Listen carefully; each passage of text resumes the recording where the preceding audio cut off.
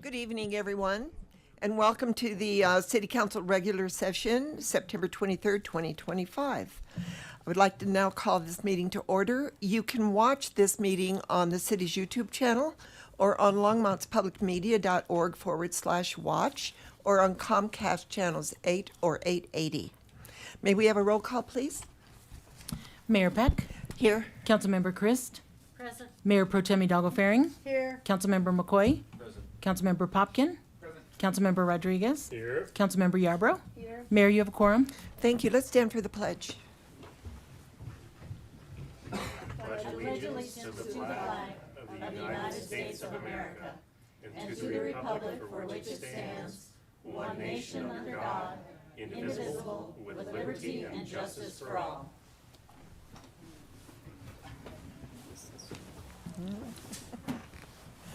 As a reminder to the public, in accordance with the council's rules of procedure, the rules for providing public comment are as follows. Only Longmont residents and employees of the city of Longmont may speak during the first call public invited to be heard. And you must provide your address on the sign-up sheet before the meeting, or I will not call on you. Each speaker is limited to 3 minutes, and anyone may speak on second reading or public hearing item, and you're asked to add your name to the speaker list for that specific item before the meeting. Anyone may speak at final call public invited to be heard.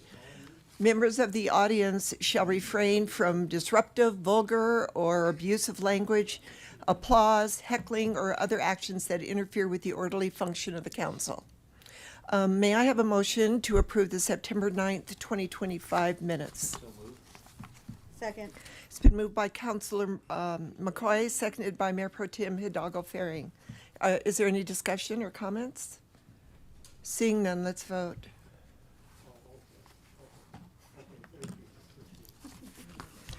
And that carries unanimously. Thank you. Are there any agenda revisions or submissions of documents by council? No, I'm sorry, no, you do have an agenda revision. I do have a couple for you, Mayor. Okay. Under item 7A, the Commissioner Levy is coming from a meeting in Allen's Park and will arrive late. So I just wanted to alert the council and the public about that. So when she gets here, it's not likely she'll be here for special reports when we get there. So that item will be out of order. The other item for item 9C, regarding ordinance 2025-55 for developments adjacent to parks, greenways, and open space, there is a typographical error in that, and you have a paper copy at your desks. Line 19 on the first page, the correction is highlighted. It's a substitution of just a couple words there. And then lastly, Mayor, there's a request for item 12B, the continuation of the residents at Alta Vita riparian setback variance. If the council wanted to take that item out of order, augment the agenda at your discretion. Thank you. I was actually going to do that right now. Well, So I'm going to augment the agenda to move up Alta Vita, that presentation to 10/28 instead of in November. October 28th? To October 28th. Yeah, October 28th Instead of September. instead of It's September 28th. the request Just by a moment, the please. applicant, I believe, is for a little more time to come back on October 28th instead of hearing the item tonight. Oh, okay. Thank you. So we're moving it back, not up. Right, further out, further down the Further line. out, down Yes, the road. Yes, So the Alta Vita discussion will be on 10/28. if council approves. So I believe you need to vote on that. I move that we move the Alta Vita discussion to 10/28. Push it out. Second. It's been seconded by Councilor Chris. Let's vote.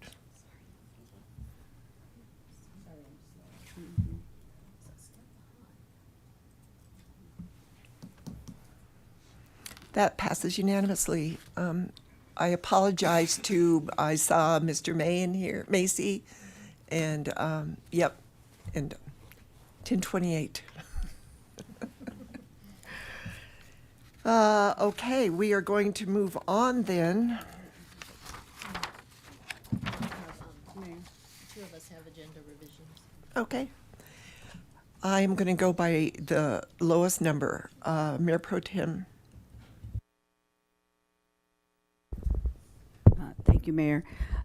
So I had been in discussion with some residents in the Ward 1 area, and I had heard that there was some conversation around different council members having, just kind of having some plans or ideas in mind around the registered sex offender licensing and policies and practices. And since we don't really have that opportunity to talk with more than one other council person due to open meetings laws, I would like to make a motion to add to one of our pre-session updates where we update council on other, our boards and commissions, but to add an agenda item where we can have that conversation of other council members sharing what they've all done and, yep, so that's my motion. That's a good idea. I must say, though, that the next pre-session, I was going to have the minimum wage discussion as well as airport. So it would have to be in November, at which I will not be mayor. And Mayor, I believe there is not a pre-session again until January. It's the October one and then November because of the holidays and the way those meetings fall. So it would take a while. So I think that you should bring that up at the next council. It would be the next council that would decide upon that. Okay. Do you want to withdraw that, or? Well, I Or mean, I would like to extend have a discussion because I think, as then we look into January, then the state session's opening up. And at least there are things that I'm doing that involved activity from our state legislators, and I'd like to be able to have time to move things forward with them as well. So that's why I'm bringing it up sooner rather than later. Can I have a second? I'll second it. Okay, All right, it's been seconded. yeah. It has been, Mayor Pro Tem Hidalgo Ferring brought up that she would like to have an open meeting with the other counselors about the sex offender house. Well, just policy, regulations, and licensing. Okay, regulations and licensing. That was seconded by Counselor Christ. Practices, yes. Discussion. Yes, discussion. Counselor Christ. I just want to throw in that Councillor Popkin and I have been working on a letter. And so my motion, I'm not making it now, but was to submit that document so that everyone could take a look at it. And I think that might be a place to start in this discussion. We're really looking at something that happened in the legislative session on August 18th, where we talked with our legislators about some of the laws that are impacting having unrelated adults live together, and also other limiting factors on our home rule abilities. And also at that time, we had a conversation about BHA and their licensing and oversight of that home. Since then, we've had an instance where there was a potential health concern. I'm going to interrupt. We're not having So the I know, discussion tonight. And Well, I'm discussing the motion. you are? Yeah. And so I think it's important to have this discussion. I'm just also signposting that there's some document that we've worked on that distilled all the information. Councillor Popkin did a really good job on that. So I'm not sure what our forum would be outside of a pre-session. No, But that I would have like to to go be ahead discussed. and do it. Okay. Next. Counselor McCoy. Whoops. Thank you, Mayor Peck. So, in light of what Mayor Pro Tem Hidalgo Ferring is bringing up, maybe there's benefit to having a special session in regards to this, so that this actually can be discussed openly, and so that, because I hate to put it off to another council that's like having to get themselves up to speed on something like this. Secondly, I think that's bad form. I also think it's really bad form to wait until January when when this whole situation came to us in February. It looks like the gears of government move slow, and particularly not in this case here. We moved relatively fast to get something in place, but it would, real or perceived, it's going to look like we are kicking it down the road, and I really don't think that's a wise move. I think it's better to either have a special Thursday session or some sort of thing like that that actually addresses this, because I don't think that we want to belabor this again with the neighborhood, further out. The resentment is going to grow, and I don't think that there's a benefit to that to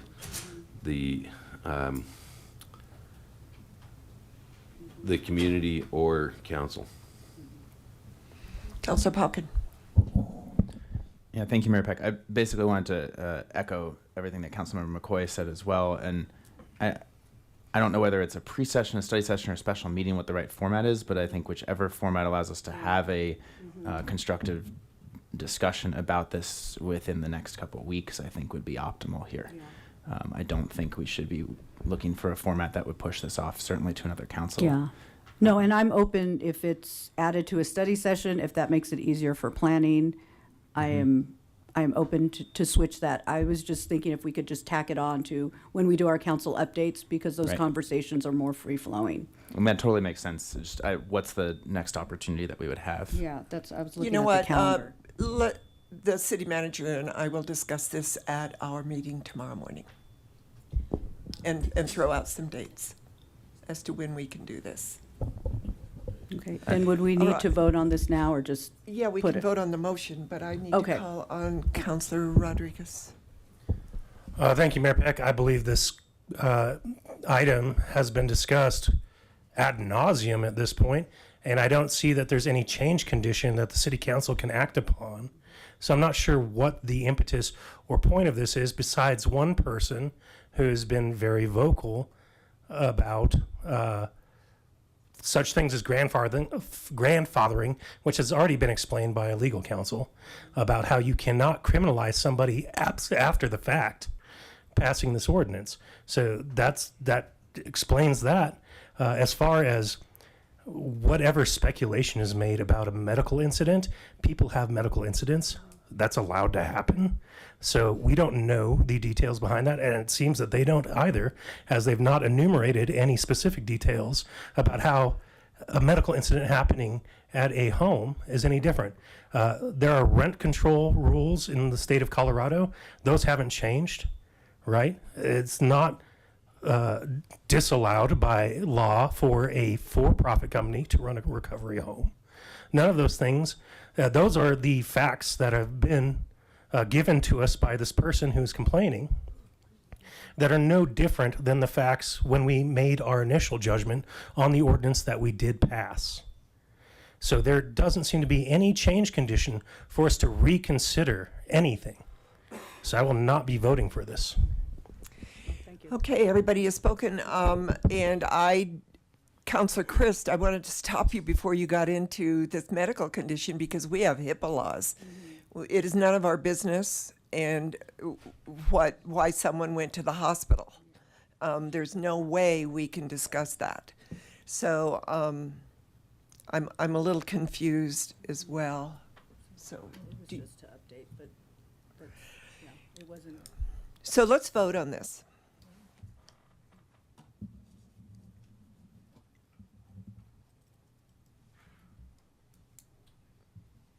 We have to vote against it. And that passes with myself and Councilor Rodriguez opposing. Thank you. Okay. Councilor Christ. So I am requesting a submission of this letter that we've considered sending to our legislators. We would like it to be considered as the whole council sending it to our legislators. And Councilor Popkin has a copy of it, if he could submit that for everyone to read on the, in a very transparent way. What's the motion? Submission of document that, so that, okay. We're not going to probably read that out loud right now, and you can submit that to Dawn, and she can send it to us, which is how. I'm a little confused. You want to submit it to legislators? Ultimately, yes, but I would first like to submit it to all of council Okay, just send it as to an Dawn. and open she'll- record. Yeah. She'll email it to us. Okay. And then I have a second request, and this will be a motion to have staff bring back information regarding the city of Longmont signing on to the CML lawsuit regarding two of these home rule problems that we're having with House bills that have been passed. One of them being having 8 unrelated individuals living in a residential area. And I would just like more information from our legal department as to what is the lawsuit that is out there and what would our position be in regards to that lawsuit. And this was started by the city of North Glen through CML, and there are other cities that have signed on. Do I have a second? Can you send that bill to everyone as well? Send it to, It's a. Well, I mean, that's not a motion for action either. They just, Well, I would like staff to bring back information to the council. can you give us the bill number or the letter number? Isn't it HB 241007? I don't know. That's why I want to I'm in copy a of it. numbers game, so I tend to get them. And also, just to clarify, when we're talking about BHA, they have oversight over this home on Winding Drive. And so I'm just concerned that with oversight, they are overseeing if there's a health or safety issue there. Okay, so I will second that, but restate it. If staff, particularly legal staff, could bring back information to the council regarding the CML lawsuit pertaining to what I believe is House Bill 24-1007, referencing 8 unrelated individuals living in residential areas in, I think it's HB 24-1007. Okay, I'll second that. Counselor, no, Okay, we're done. They're looking. all right. stuff up. I see no discussion. Let's vote.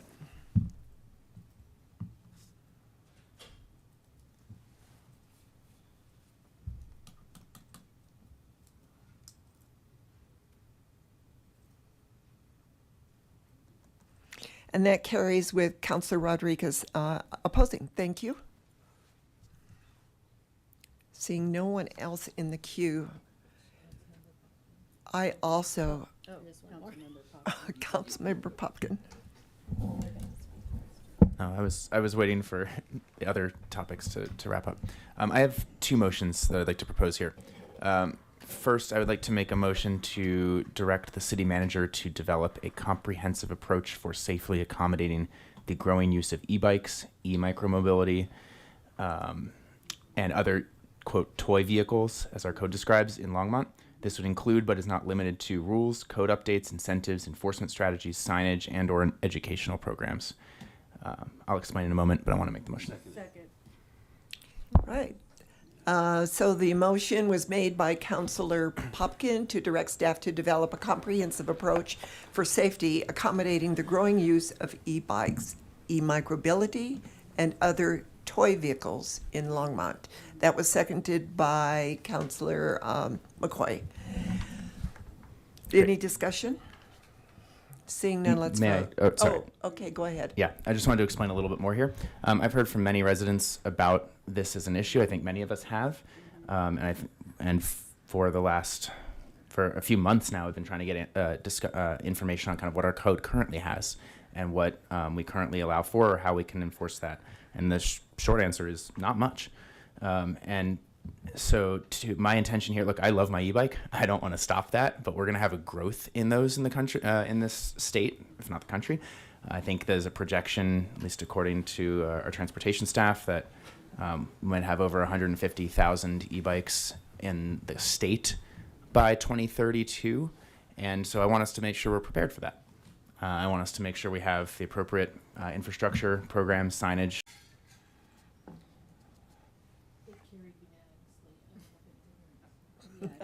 So that carries unanimously.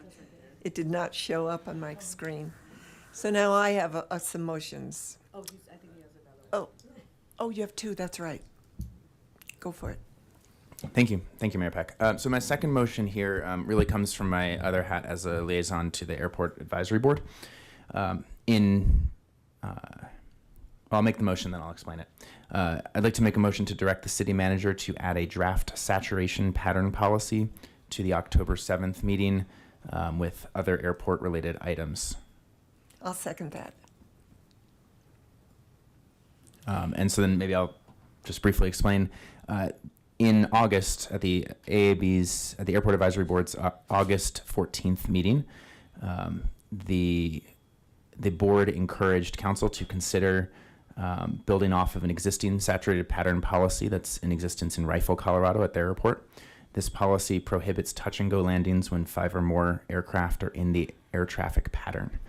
These are often local airfield specific.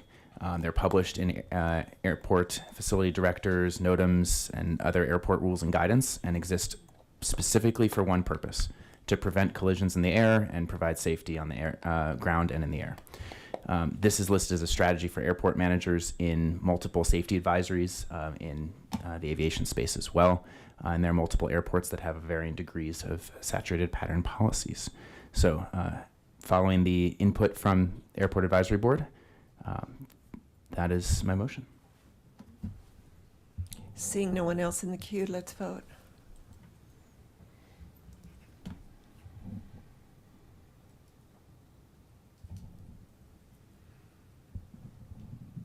And that passes unanimously. Thank you very much. Okay, now it's my turn. I make a motion. I have 3 that are not directing staff. They're just motions that I need to make to be voted on tonight. I make a motion to compensate the city manager at 101% of the market for his position, or $342,347, consistent with the city's philosophy on compensation. In addition, I move that we give the city manager 120 hours of additional vacation or the commensurate pay as exceptional pay. It's been seconded by Councilor Yarbrough. Any discussion? I would like to say that, before I call on Councilor Popkin, that our city manager is also the director of the Longmont Housing Authority. And if we would go out to market to hire somebody as a director, that would be probably $500,000, because it is a very specialized position, and that's what the market value is for that. So, Councilor Popkin. Thank you, Mayor Peck. I just wanted to ask a process question here. If we have discussion on this, does that happen at the time of the motion, or are you just adding this to the agenda for later? No, I'm not adding it. I would like a motion now, and we discussed it in executive session, so we don't really need to discuss it. Sure, I was just trying to understand because I saw it under general business, item 12C. Oh, I'm sorry. I put that up. We can do it now. Can we augment the? Keep that in your heads, and I'll come back to it later. I put it in my notes as I was making notes this afternoon, going over the whole agenda. So then, my last one would be, it's my understanding that city staff is going to start the review process for our comp plan Envision Longmont in 2026. And I've heard from many residents throughout the 4 years of being mayor that the unintended consequences of Envision Longmont need to be changed.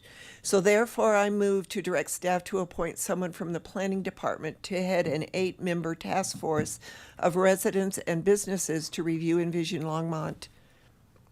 Excuse me. And I had to move the voting thing. And suggest changes to the plan. I am not making an advisory board. They're just suggestions. So I've had a second from Councilor Christ, and I see people in the queue to discuss. Councilor Rodriguez. Thank you, Mayor Peck.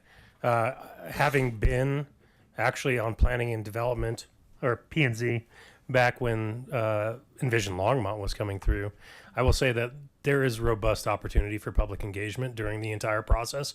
It's a multi-year process, and so I feel that this would be a redundant and not very useful allocation of time for our planning department, so I will not be voting for it. Okay.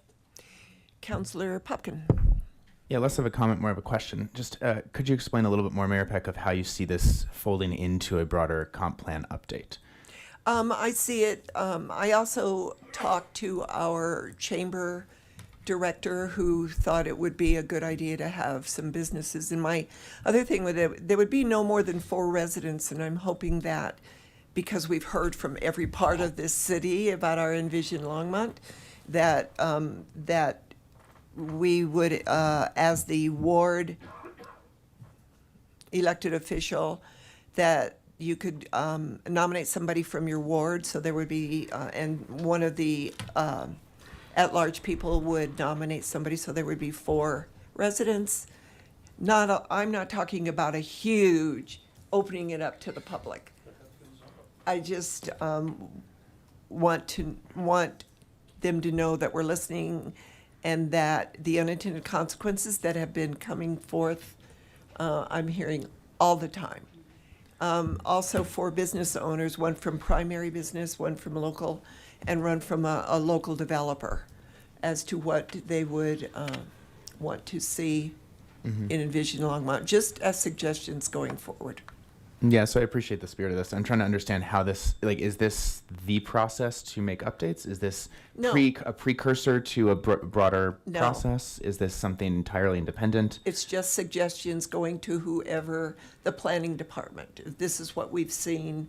We would like you to specifically look at this, not, and if, if it doesn't pass, it doesn't pass. I'm just making the motion. Gotcha. Thank you. Can I ask a question to city manager for a second on this? So my understanding was that Envision Longmont or comprehensive plans generally have like a 10-year lifespan generally, plus or minus. Not a hard and fast rule, but that's generally the guidance in the planning space. We would be coming up on an update, like a fairly comprehensive plan update in the next year or two. Was that like, Correct. where does that sit in the process? I just want to be able to contextualize Mayor Peck's suggestion here.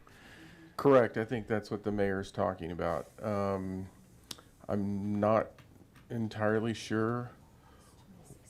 I want What this piece is? I want ideas before we go into that, instead of having the planning department and whoever else is doing this throw it out and say, this is our plan, what do you think? I would like input so that going into it, just like we're asking questions tonight on 9D, Okay. it's so they hear beforehand what the unintended consequences to our residents are, and is this something we want to incorporate in the plan before we come out with a huge marketing type discussion. And Go ahead. once again, I just want to give a voice before we dive into it to the residents. But if not, it's fine. So if I can jump in, ultimately, This is a council policy decision on how you want to start the process. I think when we go through the updating process, it'll be very similar to how we went through the last one with going a lot of community meetings, interaction with the community at different events. So there's still a public-facing process I for the agree. entire community in an update that we would go through. Okay. Counselor McCoy? Thank you, Mayor Peck. You mentioned something in here like each member of each ward would be able to nominate person and I think around the issue of equity, if they did that, that would be fine. And then if you were willing to accept the concept of each at-large member nominate someone too, that would be 6, and then leave it to the mayor to select two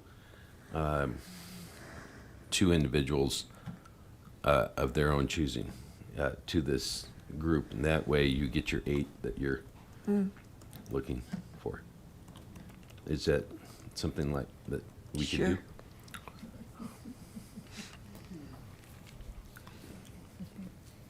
Is that something that we have to put in the discussion or a writing or the nominate that? If Motion. that's what you would like to amend it to be. I would like it to amend that. Okay, to be accepted. that. Counselor Yarbrough? I'm rushing through this. Thank you, Mayor Peck. I appreciate the suggestion and the motion to review Envision Longmont. I know it's about time for that. However, I do think that we need to, I don't know about I understand where you're coming from as far as with the task force, but I do think the public really need to be a part of the beginning parts of it throughout. And I agree with Counselor McCoy about the equity piece, like how do we choose one person to be on that task force? That would be very challenging. And I understand you just bringing it up so we can get the juices flowing and get started and everything. But for me, I definitely want the community to be a part of it. However that may be, maybe we can, in our wards or whatever, hold some meetings within our wards and at large can participate in certain other areas as well. But I think it's important that the community be a part of creating this task force. And some community leaders, we have a lot of leaders in our wards that are out there hitting the ground running, doing things. So Okay. I think that's my perspective. Thank you. Counselor Crest? Well, thank you, Mayor. Actually, this harkens back to a discussion we had almost a year ago about planning for the Envision Longmont change and just having people who can highlight where they think changes need to be made so that we can kind of focus in that area. And so I think this is a clever way of doing that. So I very much support the idea. Thank you. Let's vote. No, it's okay. Just vote. Just vote. We're going to miss you, Councilor Rodriguez. We're going to miss you. Not necessary. We are. We are. Oh, wait, were we amending? Was there something? Oh. No, it had not. Councilmember McCoy suggested the appointment of one person from each ward, one person from each at-large, each at-large representative or council member. And the mayor. And I accepted it. So So it's already. it is in the amended, it is in the motion as amended to appoint, to have every at-large person appoint someone, and then I'll choose from there. it might be good to restate the composition of the task force, because I believe you mentioned some other community members, Yes. and that totals more than 8. So, yes, so the motion was and is, and I'm sorry, I didn't mean for it to take this long.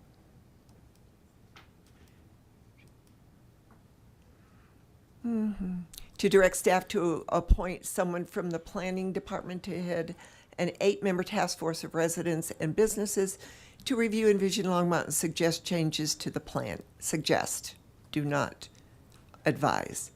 4 residents, 1 from each ward appointed by the counselor from that ward, and 1 appointed by at large, but it would be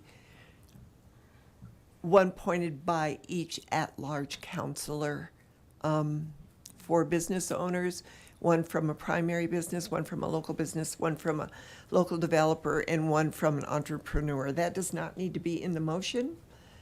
That is just the discussion of the motion, if that makes sense. Okay.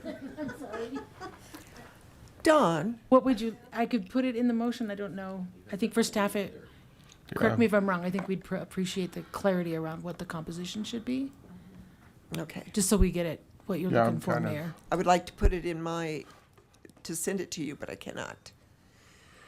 Okay. Can you just direct staff to create a task force for right now? No, because I want council to, the whole point is that we have, from all over the city, listened to residents about the unintended consequences of Envision Longmont since it's been created. But you're only saying 8 residents, though. That's not representative of the whole city. You know what? I'm going to withdraw this motion. The motion has been withdrawn. We'll move on. But the residents out there who have been complaining to me, I tried. I tried to get your voice in as fast as we could. So we are now at the city manager's report.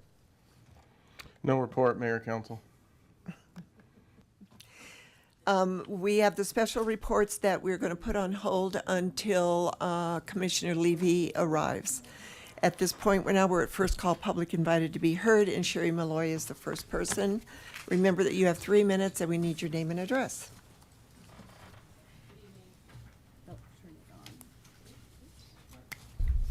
Got it. Good evening, Mayor Peck, Mayor Pro Tem Hidalgo Faring, and councilor members. Sherry Malloy, 1632 Sherman Way, speaking to 9C. The original ordinance was intended to provide oversight by City Council to ensure our greenways, parks, and open space properties were properly protected from development, especially in the river corridor in urban areas where there'll be intensive development in the future. An example is the section of Boston Avenue running along the Greenway west of Pratt Parkway by Brews and Shoes. While it's now a dead end, the city has plans to extend Boston across the railroad tracks at Price to connect with the other side, thus creating a major thoroughway from Hover to Martin. If 9C is approved, City Council would not review conditional use applications for this section of Boston, nor would council be able to review conditional use applications for the area across the street from Dickens Farm open space on Boston. Who knows where else? Final approval of conditional use applications would be done by the Planning and Zoning Commission only. City Council should retain your power and have final review and approval of proposed development in these 3 city asset areas: greenways, parks, and open space adjacent to. Please reject the proposed ordinance amendment. I was also going to speak to 12B, but I will wait until October 28th for that. Thank you. Thank you, Sherry. Jamie Simo.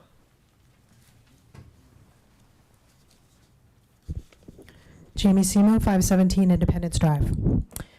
I'm here tonight to speak to item 9C. Item 9C would redefine the term adjacent to city-owned open space. The motive behind this change is to prevent City Council from having to review plans for developments that are separated from city-owned open space by a major thoroughfare. I agree developments should not be considered adjacent to open space if they are separated from open space by an existing major highway like 119. However, I'm concerned that City Council giving away their decision-making power could have unforeseen and potentially negative consequences for open space. Planning and zoning, which would be the deciding body for almost all development near open space if this ordinance passes, doesn't always view development with the same wide-angle lens as council, nor are they required to under city code.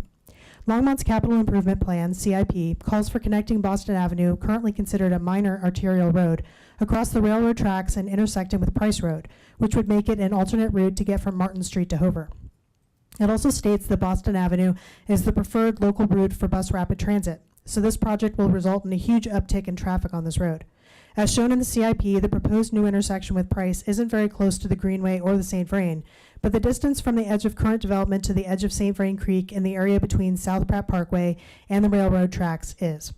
Due to being in place prior to current riparian setback standards, in some places it's much closer than 150 feet. I'm sure there will be desire to redevelop this area when the Boston Street connection happens. Are you telling me that council doesn't want to review redevelopment that is within the 150-foot riparian buffer for St. Vrain Creek that would only be separated from the St. Vrain by a newly created major arterial road? Thank you. Thank you, Jamie. Sheila Roberts.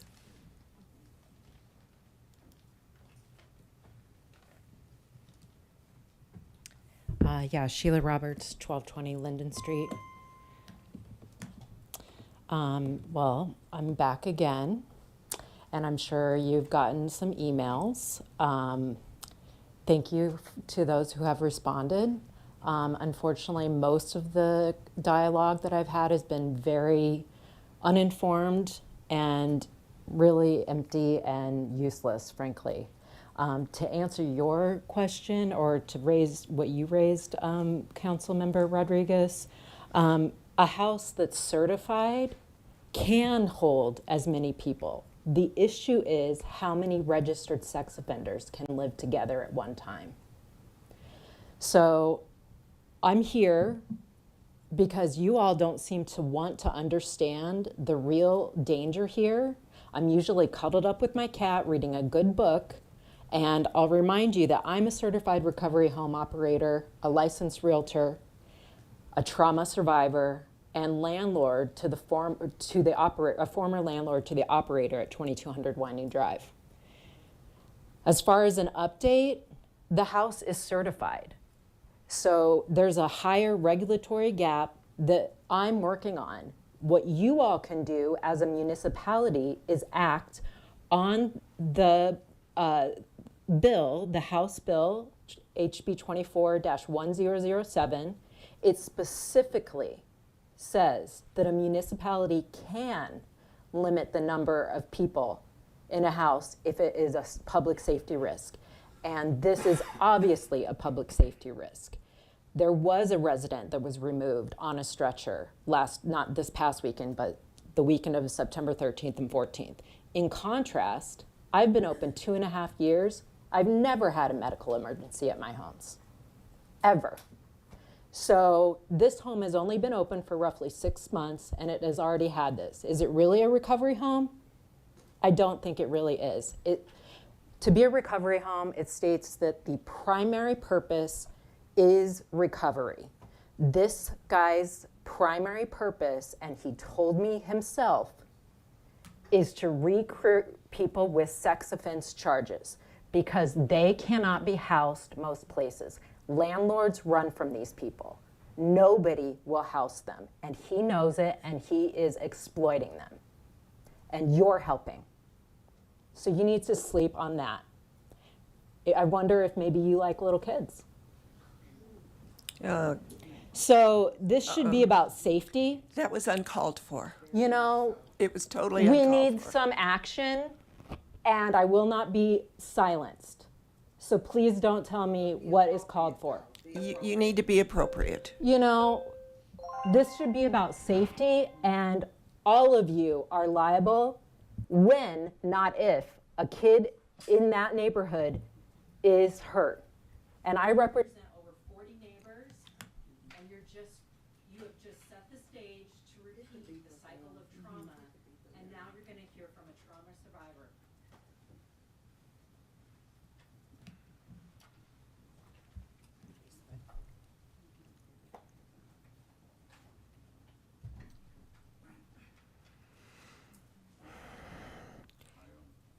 Michael, turn on the microphone if you can do that. Find it. Okay, is it on now? It's Miguel. Yes, Miguel. Soweto. 1529 Frontier Street. That's where I live, and so here's where I'm at. I've been in silence for many, many years for the simple fact that when I did scream Miguel, out- would you mind getting closer to the microphone so people can hear you? So for many years, I've been quiet, and as a child, screamed out, and no one heard. So what I'm asking here now is, hear me out and protect us. You know, I understand those individuals need somewhere to go and to help themselves, but help us too to recover. I'm 44 years old, and I lived in darkness for 33 years. Starting at the age of 11 years old, I started using, so I won't be the person that I was living to numb myself. So what this woman here is doing, Sheila Roberts, she does have a trauma sanctuary that does work. I come from the streets of East LA. I no longer live that type of lifestyle. I've changed my ways. Come to find out, I never had a drug problem. I was trauma due to the being molested and used as an object. So all I'm asking is for you guys to not just take action, but make a movement to make the city of Longmont safe, not just for everyone else, but for the newer generation that's coming up. If you notice, we do have a lot of parks here in Longmont that are very beautiful. So let's protect that. And not only that, let's protect our recovery here too as well, because here in the city of Longmont, you guys have a lot of that. There's a lot of support, and let's continue supporting the ones that are good for society, for the ones that are really wanting to. So yeah, protect me. Someone hear me out now. I would really appreciate that. And with that, thank you, and you guys have a good night. Thank you, Miguel. Yeah.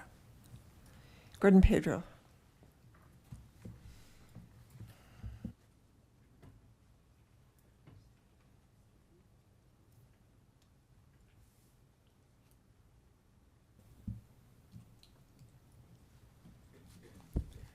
Mayor and City Council, Gordon Pedro, 2639 Falcon Drive, Longmont. I have two short remarks on two agenda items, 9C and 12B. 12B has been postponed until 10/28, so I'll forget that one. Item 9C pertains to the review criteria for development adjacent to parks, greenways, and open space. The proposed amendment weakens the protections of these three categories of special lands in Longmont.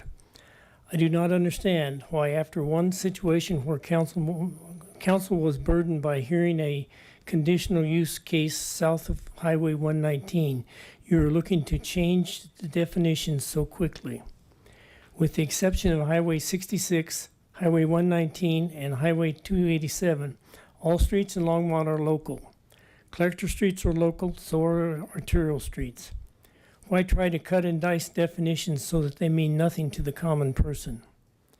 Residents expect the City Council to engage in major decisions impacting parks, greenways, and open spaces.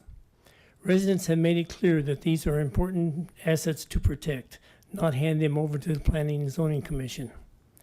It appears to me that this City Council directed amendment, combined with the Council directed Distill Toll open space land exchange points, to a reality that Council wants to weaken protections for parks, greenways, and open space. Thank you. Thank you, Gordon. Lance Whitaker.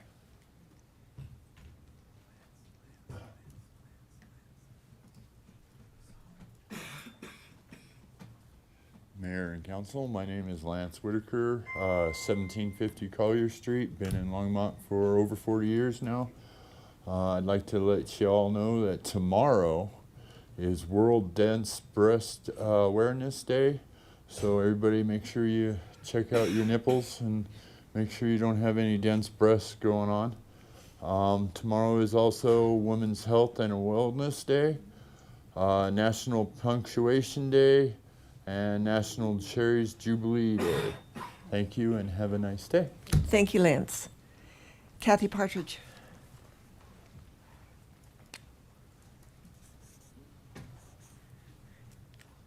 Hello, I'm Kathy Partridge. I live at 2719 Denver Avenue, and I'd like to start by thanking Lance for noting Punctuation Day and that I'm a firm advocate of the Oxford comma. Really. I'm here tonight sort of as an opening act for the county commissioner to talk about ballot measure B1's Healthy Minds, Stronger Communities to fund mental health and substance use disorder programs throughout Boulder County. I'm here with two hats. And well, first I'd like to thank those of you who have had conversations with me and those of you who have already endorsed as individuals the ballot measure. There's plenty of room on the campaign website for further individual endorsements, but I'm hoping tonight that you will take it up as Longmont Council. I wanted to just say a little bit why. First of all, I'm a mental health advocate for well over a decade. I served with the SAM, or the Sustaining Action for Mental Health team here in Longmont. I was on the ARPA funds committee for the county on mental health, and I served every step of the way on the behavioral health roadmap as a citizen input person, not as an expert, but as somebody who is from the community. I feel the plan is solidly vetted, it's well designed, and it creates a continuum of care that we need at this time of incredible funding crisis as we see what's coming down from the federal government, cutbacks at the state, on top of existing crises. Finally, this will be a sustainable funding source. I wanted to talk just really quickly why it's so important for Longmont people. I'm a family leader with lived experience. I've gone through pretty much every mental health crisis that there is. I get a little teary, these were tough times. I want to speak out for the early intervention programs this will do.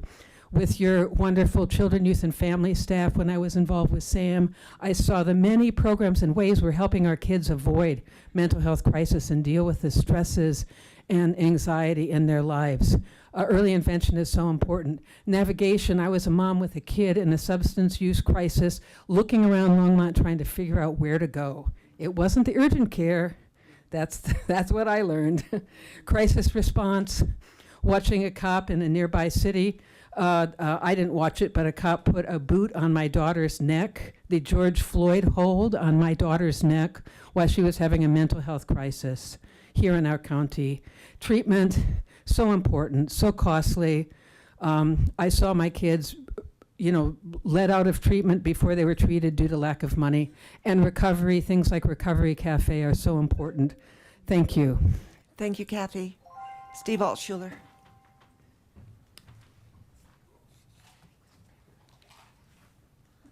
Good evening.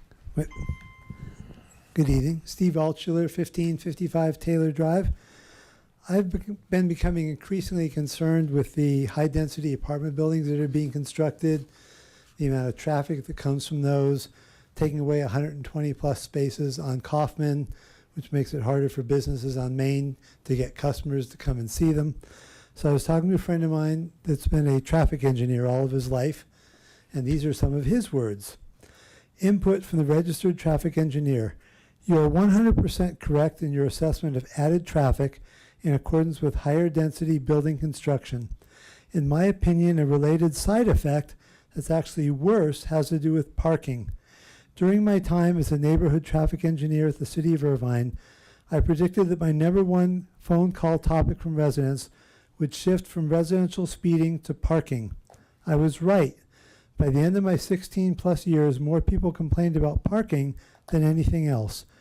In Irvine, Longmont may do the same thing, developers were required to construct a certain percentage of affordable housing units within a residential development, with concomitant leniency in the parking code, which meant that the code required number of parking spaces could be reduced for affordable housing.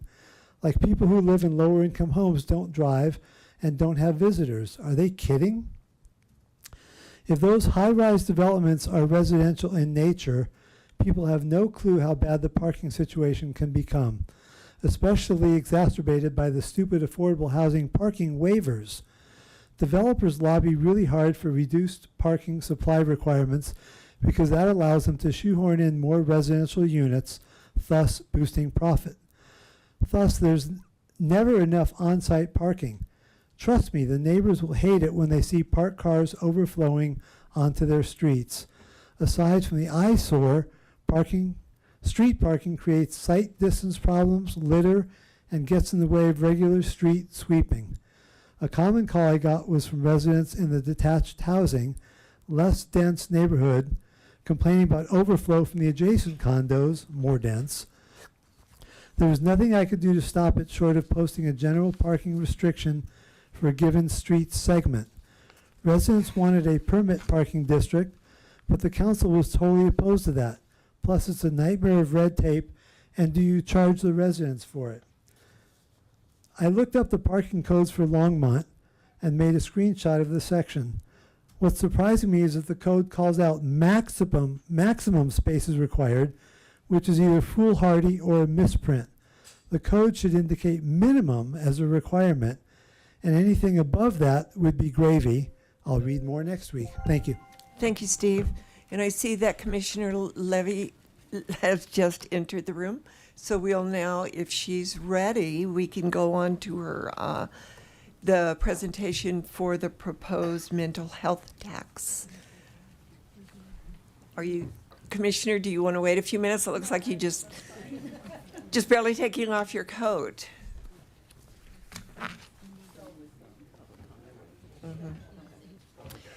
So there's no one else in the queue for public comment, so I will close. First call public invited to be heard, and welcome Commissioner Levy.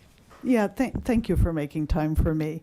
And I should say that I've just come from a town hall meeting in Allens Park, so I'm having to switch tracks kind of quickly.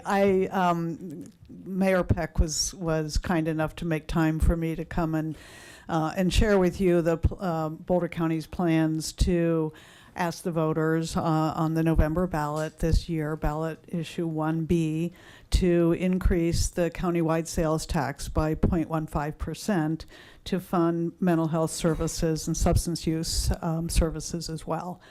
This tax, as it's been proposed and what will be on the ballot, will be in effect for 3 years.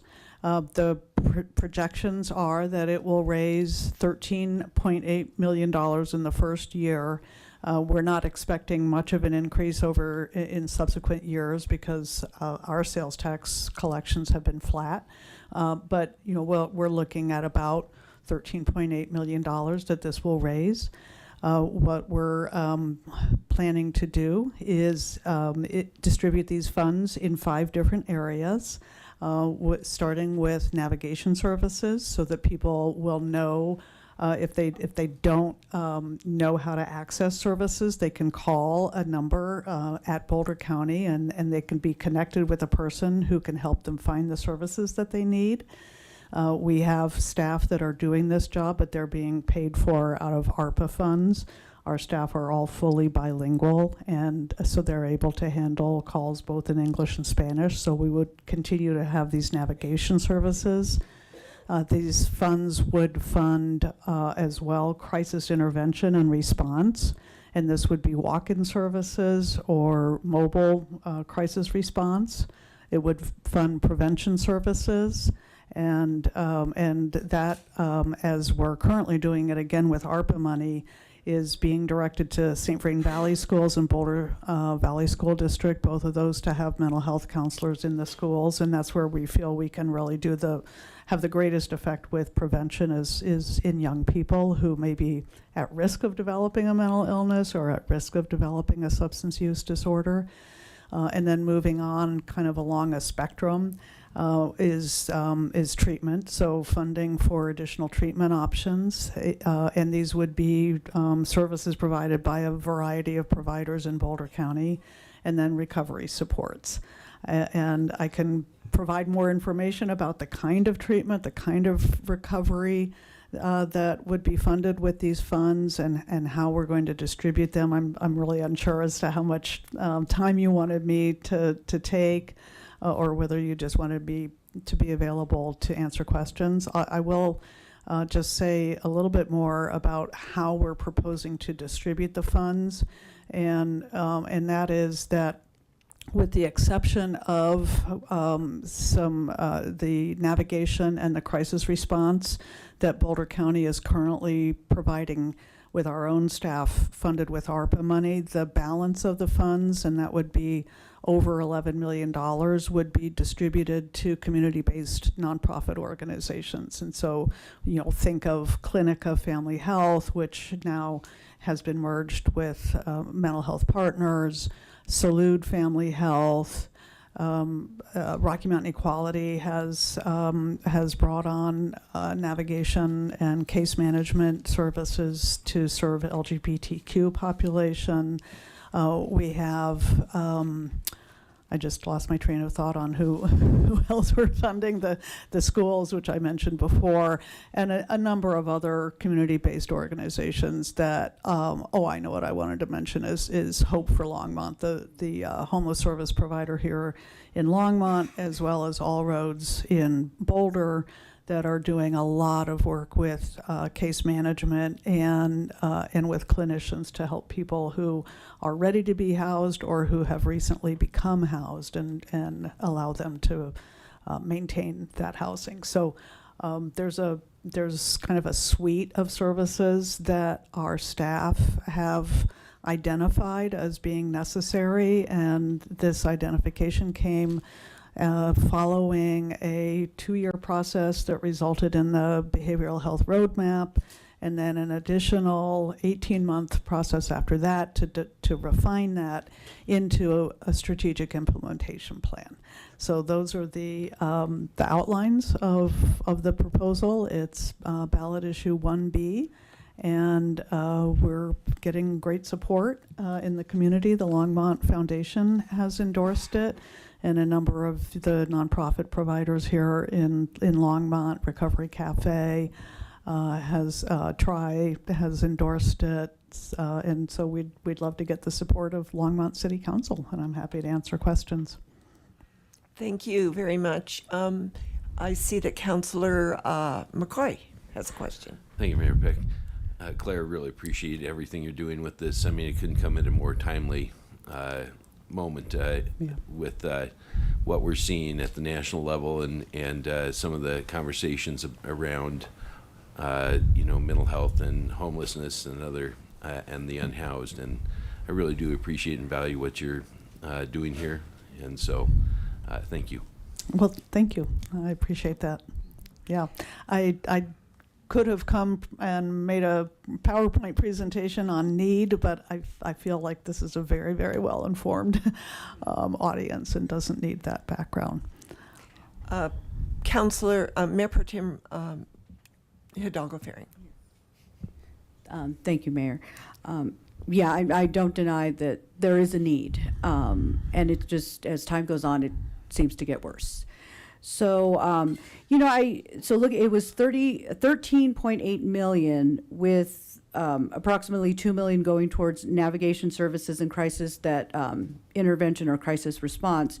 That's through our Boulder County, correct? That's correct. And then the $11 million, I'm curious to know, as far as admin cost, is that $11 million or approximate amount going directly to nonprofits, or is there going to be some administrative costs in there? I mean, that is something that is a concern to me, as well as several residents that I spoke with. So just kind of clearing that piece. No, that's a great question. I don't have a figure for that admin. I mean, I think it's going to be a one FTE. Okay.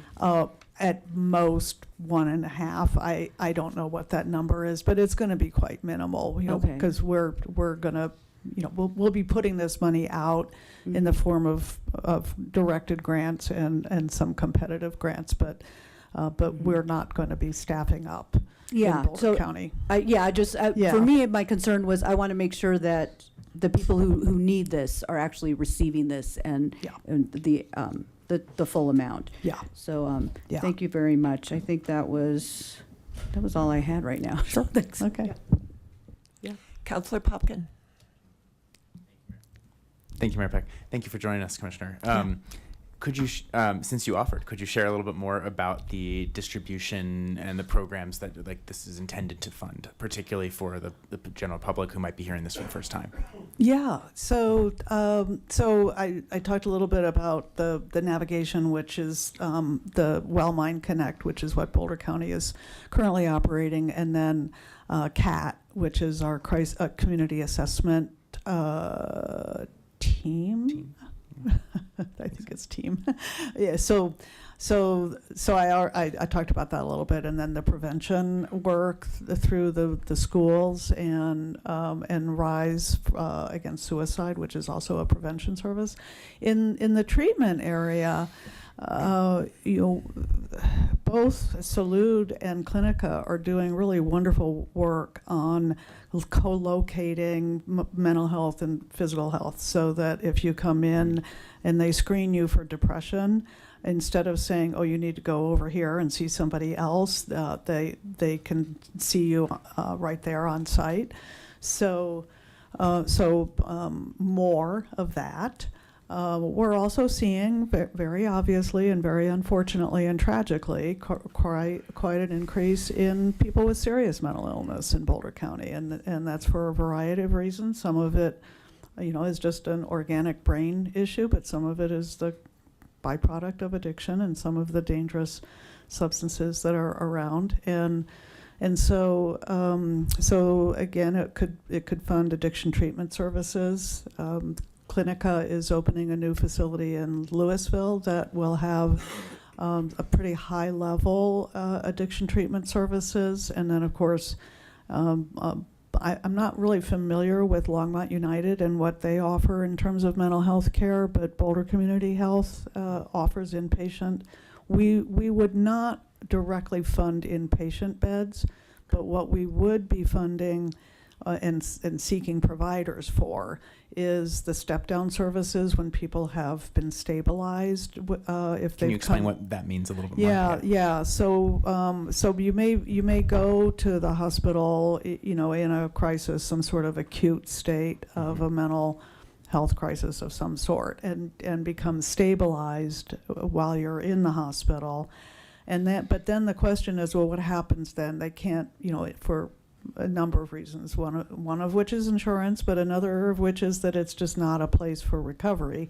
You would be released to services that they call them step down, but it's less than hospitalization. So it might be something that's called partial hospitalization, which is where you're not in a hospital bed, but you're in an environment in which you're getting very intensive services.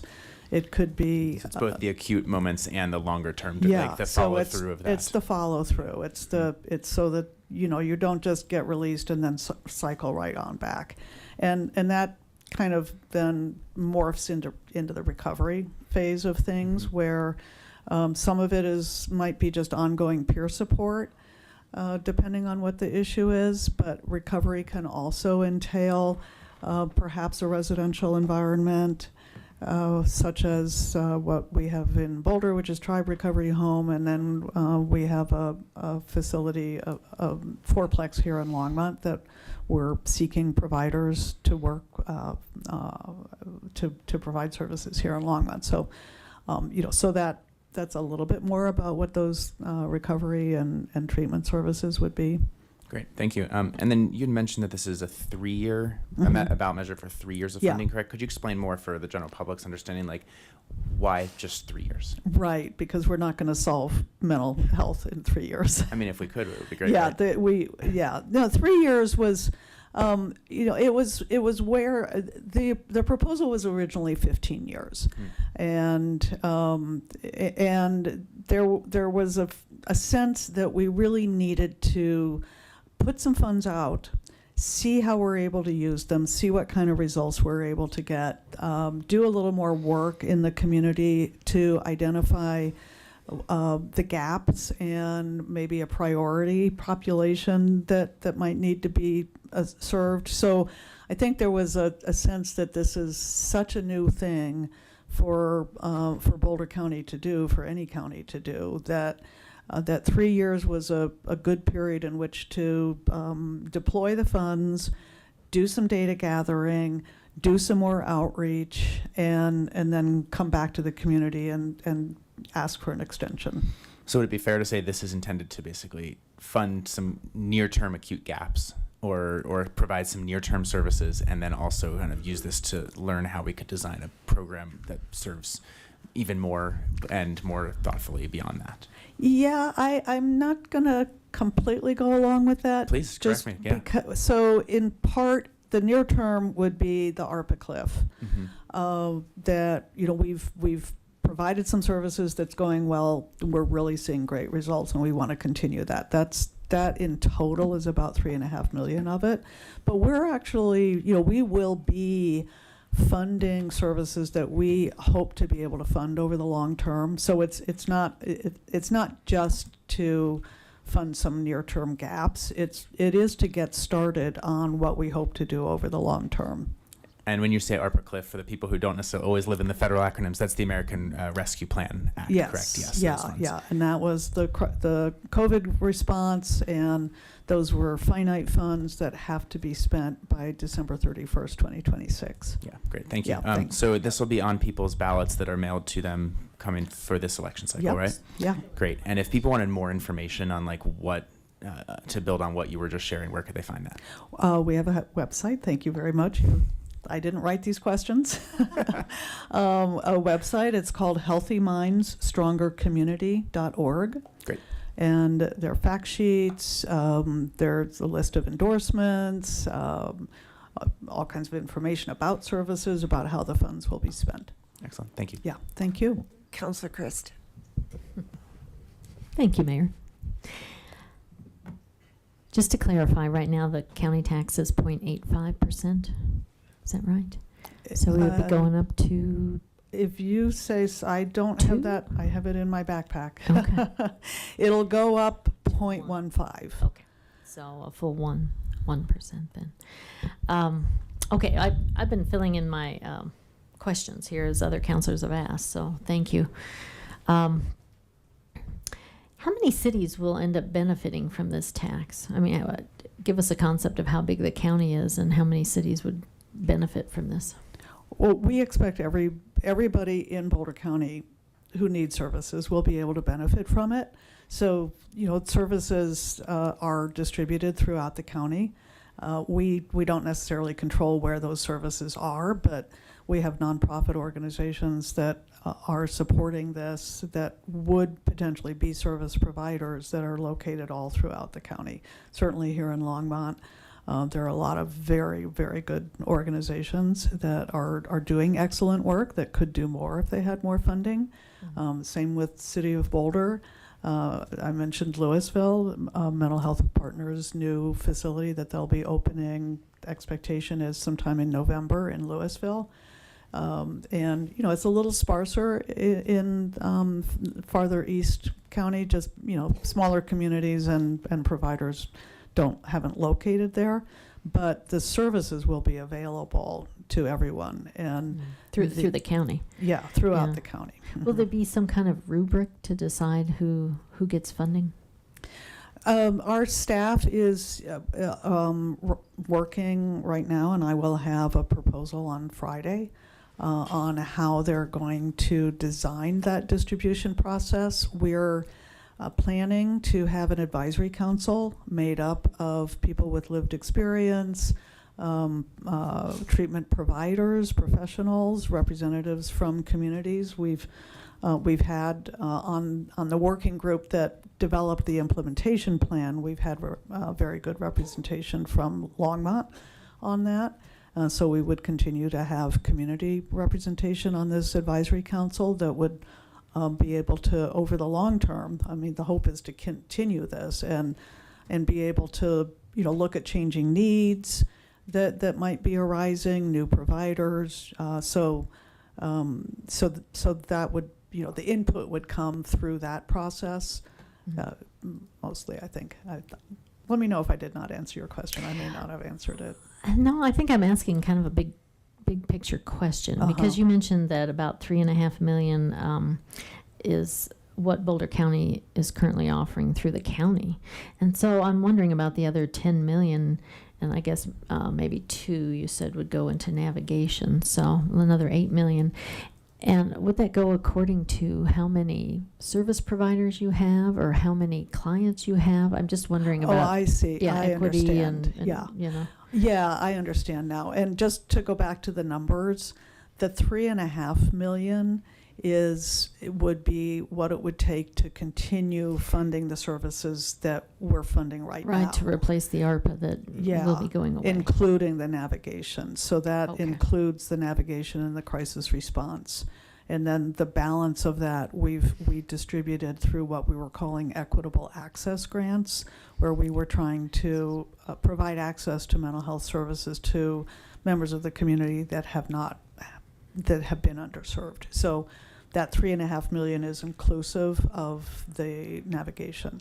So then the balance, it's not going to be a formula for distribution, except to the extent that we have these 5 service areas that we've identified, the navigation, crisis response, prevention, treatment, and recovery.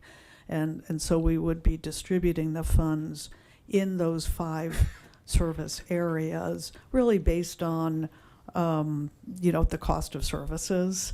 It's not a formula that would be a per capita. We will be collecting data based on the number of people that have been served and the outcomes that they're seeing. But I don't, I can't.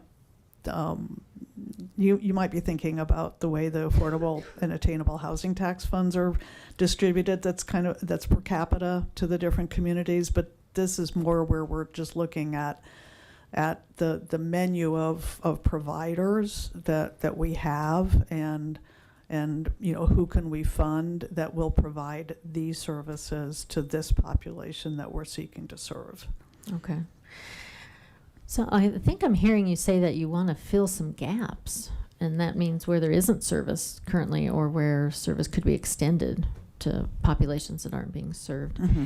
And I noticed that you also mentioned schools, counselors in schools. So does that mean schools that don't currently have mental health counselors? Well, we would provide the funding to the school district, and the school district would determine how they're going to distribute it. Okay, so they would decide. Yeah. But maybe with the same eye in mind of, we have this gap here. Yeah, I hope so. Yeah. Okay. Yeah. Okay. So. And then the other sorts of gaps that I might have referred to, there are services that simply aren't being provided right now, or where we're concerned about a loss of funds, or in the future. And Bluebird is an example of that, where you've got some short-term funding for the supportive services that help this population keep their housing. There's not a source of funding for that over the long term. The similar Bluebird project in Boulder is in the same situation, just a little bit farther out than Zinnia. And so these funds could be really crucial to maintaining the supportive services for these permanent supportive housing projects, as well as for housing previously unhoused people who they may not be in one of the PSH projects, the permanent supportive housing projects, but they may still need those supportive services in order to be successfully housed. I just have one other question. It's kind of in my arena. So if your sales tax is flat, which is something that many cities are experiencing, are you concerned that raising the sales tax is going to make that flatter or dip down? Are you going to find yourself in a sales tax loss position? Or have you considered or done any studies around that? No, that's not what our Office of Financial Management is forecasting. Okay. Yeah. They're considering that it's going to stay flat. This is based on the rate of collections to date. Well, it lags by 2 months, but you know what I mean. Yeah, I do. Yeah. Thank you. Thank you so much. Okay. Yeah. Thanks for the questions. Okay, thank you. And I see no one else in the queue, so I have a couple. In the bill, it says that the money will be available to governmental entities. What exactly does that mean? That was a reference, I don't know exactly which paragraph that's in, but that would be the school districts. So we are a governmental entity, and we contract, correct me if I'm wrong, Harold, with mental health partners, etc. I heard that you're going to be funding Bluebird. Would you also be funding Xenia and the suites? Yeah, no, let me just be clear. These are among the things we could fund. I am not in a position as one county commissioner to make any commitments on what we actually will fund, but these are the kinds of services that this tax can fund. And yes, I believe I mentioned Xenia earlier, that Xenia and Bluebird and case management and supportive services for, in the mental health and substance use area, yeah. And and I stated that wrong also. What I meant, because we are a governmental entity, that we can apply for funds through the grant program for our wraparound services as well. Mayor Peck, that is actually not really what's contemplated. We're not contemplating funding other governmental entities to provide services that they may fund. We're wanting to fund treatment, community-based organizations that provide services, service providers. So we are not, Boulder County currently provides funding for mental health partners out of our general fund. We would not replace those general funds with these tax monies. And we would not be looking to use these funds to allow other governmental entities to provide services. We want to fund the service providers themselves. But there are governmental entities within the county that do provide the services. For example, our city council has put money into a mental health fund so that we can fund services that we need. If we, as a governmental entity, as it states in your bill, if we needed money to backfill what we can put into it for Xenia, for the suites, for Hope, we as a governmental entity are not allowed to apply for those funds because we do fund, this city does fund mental health. Yeah, I wouldn't say you're not allowed, because we will be adopting a plan for distribution. So currently there's not you're allowed or you're not allowed, but your example of funding Xenia, funding other services, Hope, we would grant the funds directly to, I believe it's All Roads that is the service provider at Xenia. We would grant the funds directly to All Roads, or we would grant the funds directly to Hope. We would not be, I don't believe, using these funds to supplement Longmont's budget. We are really trying to aim at the service providers themselves. That's not explained in the bill, and that's what bothers me about this bill, that the plan for the funds are not really there. The strategy isn't there. When I had talked to you previously, when we had coffee, and I asked, is this going to be a grant process? You told me no. So at what point did this become a grant process? And that's what I get concerned about a little bit, is that you're in control of the funds and you get to decide what, and just going back to the housing tax that we as a county passed, a large amount of that went to administrative costs, and that bothers me a lot. So that's why I'm trying to dig down on exactly who is going to decide where these funds to go, because you put a lot in the bill of everything that you're going to fund, but I don't see and hear a plan. And that's what is very concerning to me. It's a lot of money. We need it. I just want to make sure that the bill states what you're actually going to do with it. Yeah, I'm sorry that there's confusion there. When you and I spoke on the phone. No, we had coffee. We did not have coffee, I'm sorry, but we talked on the phone. Okay. But I'm sure I said that we were going to provide those funds in grants, because that's been the plan. Other than the two services that Boulder County provides directly, the balance of the funds and the administrative staff that will do the grant program. The plan has been to grant the money out. Okay, I'm going to hold you to that.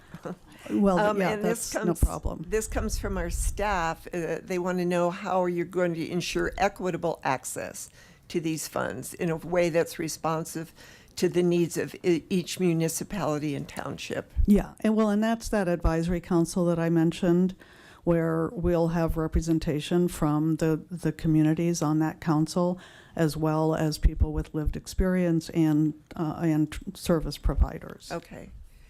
And we have, and this was my part about the governmental entities, is that we have CORE, LEAD, Rewind. These are all entities within our city that we fund.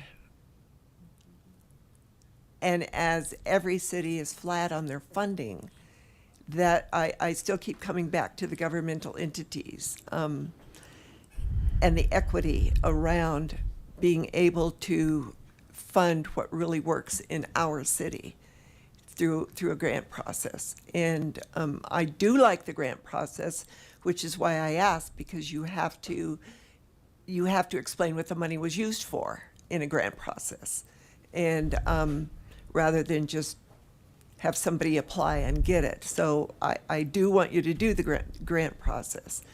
But I am very nervous that I don't see a huge strategy or plan behind the bill. Just a lot of services. We've been as detailed as we felt we could be in, I think you're referring to Resolution 2025-038. We've been as explicit as we could be in the resolution, which is not, it's not a detailed plan, because that's just not the way we would structure a resolution. That was a resolution to say, here is some needs, and here is generally how we want to spend the money. But then, our staff is going to be presenting to us a much more detailed plan for the first year, the second year, the third year of funding. That plan will include an evaluation process, a lot more detail that we would put in that kind of plan, as opposed to a resolution to refer the measure to the ballot. And when did you say that plan would be available? Did I hear you say Friday you were going to? Well, our staff is working on it. I will see a draft of it on Friday. I don't have dates when the commissioners will be seeing it, probably not till after the election, because, we don't know whether we'll even have funds to spend. But after the election, we'll have a presentation on it. I'm requesting that part of that plan include a public hearing before the 1st of January, so that it would be a public hearing. We'd take testimony and input on that plan before we decide for sure whether to adopt it. And I would like to have seen that plan before voting, because that's what I'm really concerned about, is what is your plan? Yeah. For these dollars. Yeah, So- well, I think I sent you, Mayor Peck, the strategic implementation plan, which had a lot of that detail in it, but it's, without money to spend, our staff wasn't authorized to do the kind of really detailed work that you're requesting. So the strategic plan, which I sent you, the behavioral health roadmap, which I also sent you, has a lot of that kind of Okay. information. Okay, thank you very Yeah, much. thank Are you. there any other questions? Okay. Do we, should we ever make a motion? This is mainly just information. So, thank you very much. Thanks for giving me the time, and thanks for your questions. You're welcome. I think we'll give her time to process before we make a motion. Okay, we're going to move on in our agenda to our, do we need a break? A bio break? Sure. She says yes. So let's take a few minutes for a break.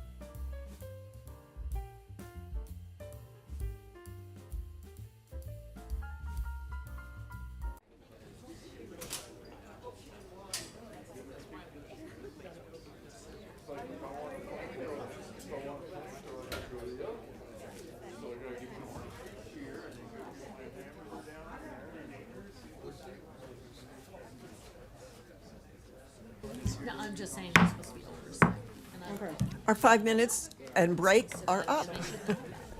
We don't need to know about So we are now going to go on to our consent agenda. Dawn, would you mind reading consent agenda into the record? Not at all, Mayor. The second reading and public hearing for all ordinances introduced on this consent agenda will be held on October 14th, 2025, except for item 9A, ordinance 2025-53, regarding electric rates and regulations, which will have a public hearing on October 28th, 2025. Item 9A is ordinance 2025-53, a bill for an ordinance amending chapters 14.20 and 14.32 of the Longmont Municipal Code on rates and regulations governing electric service. Item 9B is ordinance 2025-54, a bill for an ordinance conditionally approving the vacation of one LPC easement, one access sanitary sewer and fire hydrant easement, and one access water and sanitary sewer easement located within the boundary of the Highlands at Fox Hill Minor Subdivision Plat. 9C is ordinance 2025-55, a bill for an ordinance amending section 15.04.030 of the Longmont Municipal Code concerning review criteria for developments adjacent to parks, greenways, and open space. And this is the ordinance that you have in paper copy with the correction at your desks. Item 9D are 5 ordinances for 6 land use applications to guide the long-term transition of the 209-acre Irwin Thomas property from active gravel mining to urban development. Item 9D1 is ordinance 2025-56, a bill for an ordinance approving the Irwin Thomas Envision Land Use Amendment and level of service considerations at 2 intersections of Ken Pratt Boulevard and conditionally approving the Irwin Thomas Concept Plan Amendment. 9D2 is ordinance 2025-57, a bill for an ordinance conditionally approving the rezoning of those parts of the southwest and southeast quarters, section 11, Irwin Thomas Development, and changing the zoning from planned urban development PUD to mixed-use corridor MUC and residential mixed neighborhood R-MN. 9D3 is ordinance 2025-58, a bill for an ordinance conditionally approving the rezoning of those parts of land in the east half of section 11, Irwin Thomas Development, and changing the zoning from planned unit development PUD to residential single-family R-SF and residential mixed neighborhood R-MN. 9D4 is ordinance 2025-59, a bill for an ordinance conditionally approving the Irwin Thomas gravel mining final PUD plan, amendment number 3. Item 9D5 is ordinance 2025-60, a bill for an ordinance conditionally approving the Irwin Thomas gravel mining final PUD plan, amendment number 4. And item 9E is resolution 2025-53, a resolution of the Longmont City Council approving the intergovernmental agreement between the city and the Longmont Downtown Development Authority for parking management at Safety and Justice Center parking structure. Thank you. And I am going to pull 9D, and Barbara Brunk has graciously said that she would give us a short presentation or a long presentation, whatever it takes, because this is quite an intense ordinance here. So thank you. Do councilors want to pull any other? Councilor Popkin. Thank you. I'll pull 9C. Okay. Are there any others? Would you, Councilor Christ? I would like to pull 9A. Okay, so we have pulled, I will move the consent agenda minus 9A, minus 9C, and 9D for a presentation, which we can do immediately because you've been sitting here a while. So do I have a second? Second. It's been seconded by Councilor Christ. Let's vote to pass the consent agenda minus A, B, A, C, and D.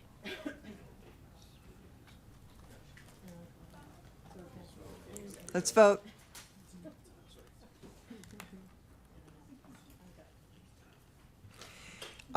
Thank you. That passes unanimously, and I would am going to augment the agenda to ask Barbara Brunk to please come up and walk us through this heavy ordinance. I just augmented it. Can I have a vote, a second to augment this agenda? I'll second. And it's been seconded by Mayor Pro Tem Hidalgo Faring. We're augmenting the agenda so that we can have the presentation from Barbara Brunk on 9D immediately rather than waiting until after the second reading items. Let's vote. That passed. No. Did we vote on that? No, we didn't vote. Can you raise your hands, please? And that passes unanimously. I talked to Harold about this at about 5 o'clock tonight. Sorry, you don't. So that passed 6-1 with Councilor Rodriguez opposing. Sure. Well, you didn't vote. No, that's not. We don't abstain. Well, it wasn't a negative vote either. Okay, Okay, we're done arguing. You can go. Mayor Peck, Council. Thank you. Barb Brunk, Resource Conservation Partners, P.O. Box 1522, Longmont, Colorado, here on behalf of Diamond G Concrete Company. These are a complicated set of land use applications. I have the slides that we used when we went to Planning Commission, and I'm just going to flip to the comparison ones so you can Perfect. kind of see the big picture, if that would be okay. That would be perfect. So this is where we are in the world, the Irwin-Thomas annexation number 1, and that was annexed in 2017, and it included gravel mining, PUD, as part of the application process. So when it was annexed, it was zone planning and development to allow recovery of the resource. The portion of the Irwin-Thomas annexation number 1 that's changing is this area in the yellow here. And that, you can see the gravel mining's moving along. There's 2 ponds that are lined, there's backfill that's happening, and so the purpose of these applications is to position the property to transition from gravel mining to development within the city of Longmont. And the reason they're in phases is because the mining will be completed in phases. And so the goal is to prepare the piece closest to Harvest Moon first and the rest of the property second. So there's 2 sets of zoning ordinance, 2 sets of PUD amendments. That is because of that. The overarching documents that will govern moving forward is an amendment to the concept plan that allows for that phased development as the mining is completed, an Envision Longmont land use amendment that changes the land use on the ground to comply with the end use as the property is mined and reclaimed. And then there's 2 rezonings and 2 FDP amendments for the gravel mining. So this is the existing Envision Longmont land use plan. So you can see where the Costco is on the west side of Harvest Moon.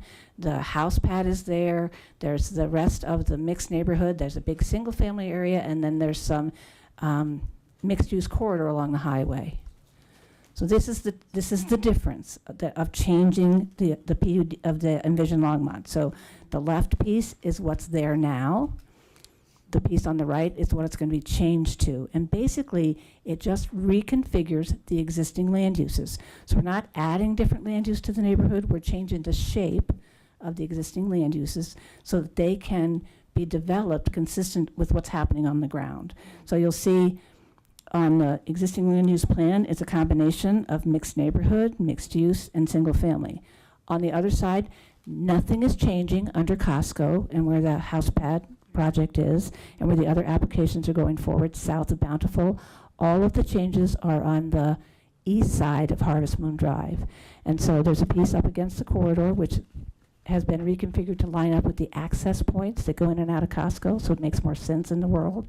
And then the mixed neighborhood has gotten bigger, so there's an opportunity to bring that affordable housing project across the street over if it works. And so the plan is to make a place for another affordable, attainable kind of project on the other side of Harvest Moon Drive. And the way it's configured now, there's not enough area of mixed neighborhood to allow that to happen. So that's why we need to amend the comp plan to make a bigger area. So we have a bigger mix of uses on the east side of Harvest Moon Drive. Again, we just kind of talked this through. If you have specific questions, what the goal of it is to reconfigure it so it can work. Okay. That's why we need a land use amendment. Okay, and then the concept plan amendment is to again, step it up so that we're consistent with that. So the existing concept plan says end use, mining, reclamation. And so there's three kind of pieces of it. We're adding 2 phases to the concept plan amendment. So it'll go mining, and this phase 1 stays the same. Phase 2 adds the ground exactly adjacent to Harvest Moon Drive on the east side for development and leaves mining and reclamation behind. Phase 3 is reclamation and that development on the rest of the property. Phase 4 is reclamation on the north side of the road. So the difference between phase 3 and phase 4 is on north side of the highway, it's being mined. On the north side of the highway in phase 4, it's reclaimed on the city ground. And at the end, it's a reconfigured land use. So the concept plan is for annexation number 1, and the only thing that's changing is what's happening south of the highway. So the city property adjacent to the river, no change there. So that is not changing as part of this application. There's a condition in the concept plan amendment that asks for, because concept plans set forth density, it's a little different than a like a land use application that has a range. So because we don't know exactly what's going to happen when that property develops, we asked the Planning Commission to allow for it up to a 25% increase in the overall density allowed on the concept plan through a staff process.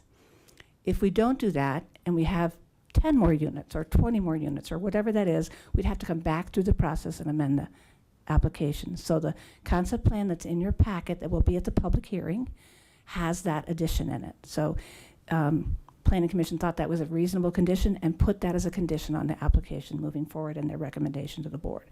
So it allows a little bit of flexibility so that we can respond to the market if there's more units without a blank check that says as many as you want. So it's a limitation on the number in addition that's what's on the concept plan. So that's that piece. Okay. Rezoning. So existing zoning shows it all as a PUD. The first rezoning takes the piece adjacent to Harvest Moon and changes the zoning from plan unit development to mixed use corridor and residential mixed neighborhood. So that's the first rezoning, and the rest of the property stays as PUD. Second rezoning takes the remainder of the property and makes it a mix of single family and mixed neighborhood. So in the end, everything south of the highway and east of Harvest Moon Drive will be zoned for future development, not as a PUD, as straight zoning. So it'll go through the regular development process. Preliminary plats will go back to Planning Commission. If there's something that council needs to see, if it's a conditional use or anything like that, it would come forward through the process, but it allows the application to go through the standard review process under existing zoning as opposed to plan unit development. The development plan amendments are the same idea. We're doing it in phases. So you remember that when we did Costco, we took a portion of the final development plan, which included annexation number 1 and annexation number 2. So to take Costco out of the mix. And so this takes the rest of the ground south of the highway out of the mix in 2 phases. Okay. Everything north of the highway, the rest of annexation number 1 and all of annexation number 2 won't change as a part of this application. The only thing that's changing is what's south of the highway, east of Harvest Moon Drive, west of 119th Street, and north of that, the little residential neighborhood along Quail Road. And it's in 2 pieces. And again, that's to respond to the 2 phases. So the first phase of the amendment would be to take the piece next to Harvest Moon Drive out, because that's what will be mined and reclaimed first. And the second amendment will take the remainder of the property out of the PUD. So when this is done, the final development plan will not include anything south of the highway. It'll only include everything north of the highway as it goes forward. That's the big picture. Okay. So I'm happy to answer any questions. I know our stellar planner is right here with me. And again, that's the 10-cent tour. Don't want to take up too much time, but if there's anything specifically you would like to ask about, we're here to answer questions. Councilor Popkin. Hello. Thank you, Mayor Peck. Thank you for that brief overview. There's a lot of material in there to get through, and it reflects a lot of work and thoughtfulness, I think. I just had a couple clarifying questions for today. When you're referring to that more can you go back to the map where you had like the new version of the extended mixed neighborhood zoning? These? No, one more back. This? Yes, this one. Okay. So when we're expanding that proposed mixed neighborhood, that orange in the center there, you were alluding to something there of what, like the next phase of what was that again? We actually laid out the size of that to allow the True North project, which was house pad when it came through the process, to flip across the street. Do we know that's going to happen for sure? No, but we wanted to make sure there was enough land to be able to allow do for that. that as an option. To allow it as an option. So that would be an even more north project or something, But even whatever- truer north, whatever it whatever. would But be. the But plan that- is to make the that. combination of attainable and Yeah. affordable housing that is for purchase was the goal for that. Gotcha. And that's in concert with some of the initial city thinking as well? Yes. Yeah. Okay. Great. And then the condition language, can you go back to that was worked on with plan and zoning? That seems like Yes. it seems like it allows for reasonable flexibility. What I wanted to ask about here is when you're any increase in so the 25% is the total density amount allowed on site. So what if that is exceeding the current zoning that we're rezoning it for? Can that jump into a new type of zoning? You'd have to rezone it. Okay, so it's 20. It's 25% under the requested zoning as allowed. And, in the zoning category, it's a big number. It can be, in mixed neighborhood, it's what, 6 to 18 Right. units? And so there? the land use table has a number. And Okay. because it's a concept plan, it's a fixed number. Okay, so and it's a flexibility within the current zoning. And within On- the yeah. density as outlined on the table on the concept plan. That's what the 25% refers That's the to. 25%. I mean, you'll remember Yes. that there was a project I remember on the west side of town where they wanted 2 more units. They had to amend the whole Sure. concept plan to do that. We're trying not to do that. No, I Use understand. up I just wanted resources. to make sure the public understood that this isn't Yeah. going to suddenly bump it into a new category of zoning. It's not going to suddenly jump from mixed neighborhood to multifamily. No, it Yeah. stays as approved on the concept plan and the zoning and the table in the concept plan, which regulates density to allow plus 25. And if it goes over that 25, we come back through the process. Great, thank you. And then my last question here is, I'm looking at the map here. The concept plan is, are we building some new lakefront properties? No, all the lakes are in the floodplain. Oh. So think of the gift of the open space that will be as that property develops. And this is a landscape architect. Yeah. The trails around the lake, the habitat that the lake will give. I mean, they're lined ponds, so they could be water storage. Lots of things. It depends on kind of. But no building there. It's in the floodplain. Got it. Thank you very And much. the floodway, actually. So. Yeah. Thank you very much. Thank you, Barb. There were a couple of things, and I've talked to Harold about these, and he explained them, but just for anyone else who's read these amendments, it was in section 3.1B that you were saying you were striving for 12% housing stock, and I'm sorry, 10%. And we have 12%, but Harold explained you pulled that from what? So can you? Let one me of jump you in on explain this. that? So that's actually our document with Envision Longmont, that when we made the adjustment to the 12% on the affordable housing requirement, we didn't adjust it in that document. Okay. But the overriding ordinance is 12% for affordable housing, and in their documents, they're saying they will meet all our requirements, which means they have to meet 12%. Every map has a note on it that was provided by our inclusionary housing group that says we shall meet the standard as outlined in the municipal code. So no question about it. In a perfect world, we get to exceed it, but the baseline standard is the code.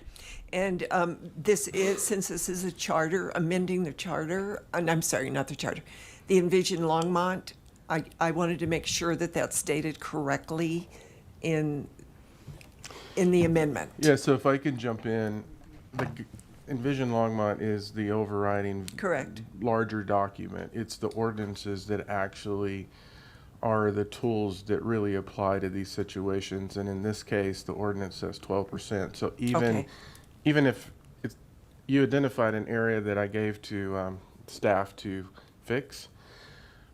Even if it's 10% in Envision, the ordinance is still 12% affordable housing, so you have to meet the ordinance requirement. Okay. And the other one in 3.1.A, and I had a problem with the wording. It says prioritize. That's the word that I had a problem with. Prioritize the use of incentives for development within centers where amenities and services are more affordable. And Again, that language is right out of Envision Longmont. And so the things that we are doing, that Okay. when you do a review criteria, this part of we goes to the comp plan and the documents and looks for ways that we are furthering the goals and policies established in the plan. And those are some of the things that we identified as, if this project goes forward as intended, they would support those specific goals and strategies as outlined in Envision Longmont. okay. Got it. And, you know, I think the other thing we all kind of forget is that Envision Longmont is a guide. The ordinances are the rules. And so even though the vision is a big picture vision that moves and changes over time, the ordinances themselves regulate development within the city of Longmont. So we're there. You are. And Jump in to add some context to the please Costco do, project. yes. So we've been making a lot of changes to this Right. area, and it started with, it was originally designed for mining. When the Costco project came forward, we had to start untangling all of the PUDs associated, excuse me, with mining. Even to the point when we first went in and we defined the area for Costco, and council may remember where we actually had property that we purchased for affordable housing, the first parcel, not the second parcel. When we actually created the second parcel, we were looking at a traditional affordable housing project similar to Ascent. When we decided that we could make a run at the for sale project, we had to come back in and change it again because it wasn't designed for that type of project.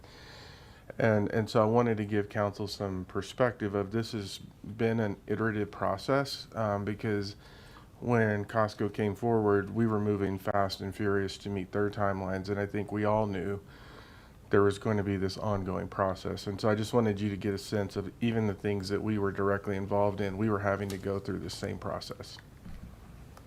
Thank you. And Barb, thank you for reminding me in particular that Envision Longmont is a flexible document, a moving document. And I needed this presentation, so thank you, council, for allowing it because of all the questions we get from the residents. That line that we're walking is very difficult. and so we needed to hear it for our residents as well, but for some of us who didn't understand it completely. Councilor Popkin. Thank you, Mayor Peck. Just two more questions. Sorry, I forgot to take notes on that. When we talk about Envision, or maybe it's just a comment. When we talk about Envision Longmont being a guide, parts of it are directly referenced in our code, though, when we're making decisions. So it is a vision. It is a vision for the community long term. But like some of that is directly referenced legally in our code as to like what we have to build to. So it is an evolve. Sure, it's meant to evolve with the community, but it also does set in place some specific things. And I think that distinction is important to make here because it does shape what we commit to. When I look at this, I mean, this is an unusual opportunity to like kind of shape a new, not just like a single development, but like a neighborhood, right? And so what I was curious, I know we're at an early stage of the concept plan, and I know we'll discuss this probably more when this comes back for second reading. But I was wondering if you could just share a little bit more, particularly for everyone who hasn't maybe dug into all of the details of this yet, as to how your team is thinking about the opportunity here. And what I mean by that is this is not just one parcel. This could be a whole neighborhood. How are we creating not just the next chunk of suburban sprawl and actually like a neighborhood that is cohesive and fitting in and that has its own unique character and is really adding value here? Could you share a little bit more about kind of the thought process there so far? In the big picture, Yeah. the goal was always to transition off this property from higher density to lower density till we get to the county open space across 119th Street. So this neighborhood actually provides that opportunity. The other thing we really looked at was a diversity of housing types, and the mixed neighborhood gives the best choice to have maybe some patio homes, maybe some townhouses, maybe some small, different things that we don't have all over town. Not, and I don't want to say, this is not disparaging, but not another high-density, multi-story family thing, but different kinds of houses, different, More flexible types more of- flexible Mhm. and more, the opportunity, as we go forward in the world, houses are going to be smaller, lots are going to be smaller. Some of those things will change as we move forward, and you could see that on True North. Those are Mhm. little lots with really cool houses on them. And once we see those come out of the ground, it'll be another model for how we do a mix of units in a neighborhood, because that has both townhomes and single-family detached homes. And then because we have those lakes there, and we're trying to transition to lower density, the opportunity for some really cool single-family neighborhood that has a drainage that goes through it. One of those ponds will be storm drainage, and so there'll be a way for the drainage to get through the neighborhood and make a corridor that gets back to the ponds. And then up by the Costco corner, lots of people asking about what are we going to do there, and it's an opportunity for economic development. And that got shaped so that it worked better with the ponds and the accesses across the street from Costco, so that as it's more cohesive up at the corner as far as the shape of the processes.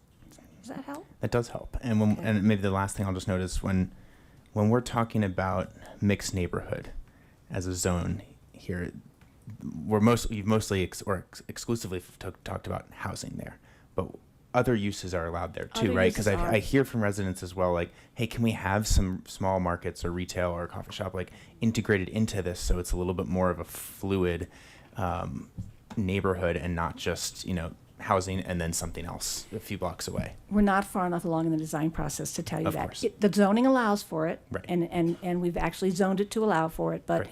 we really need to sit down with the design team Mm-hmm. and the constraints and everything and look at it as a unit and lay it out.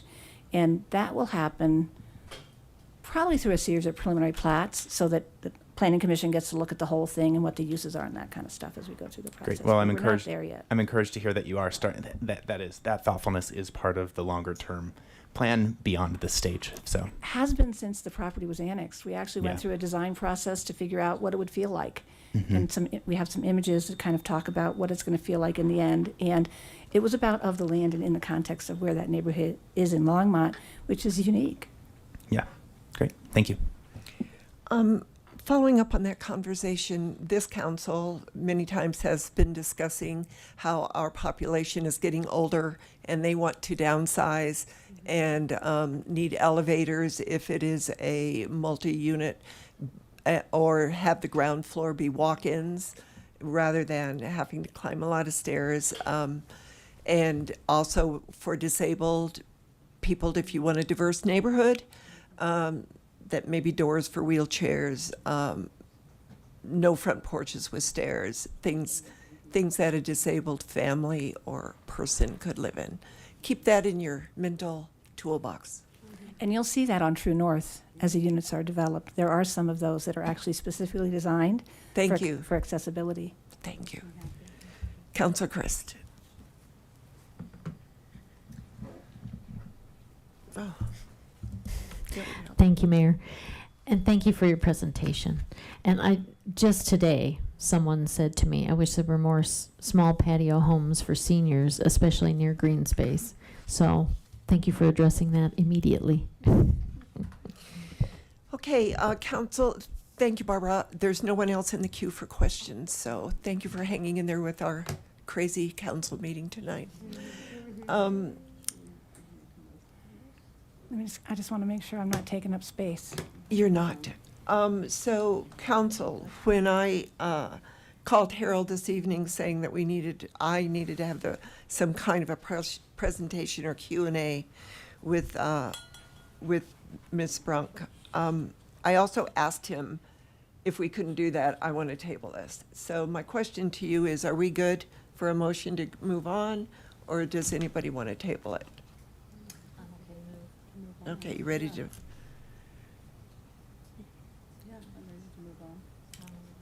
Okay. Are you wanting a motion? Counselor Popkin, a motion?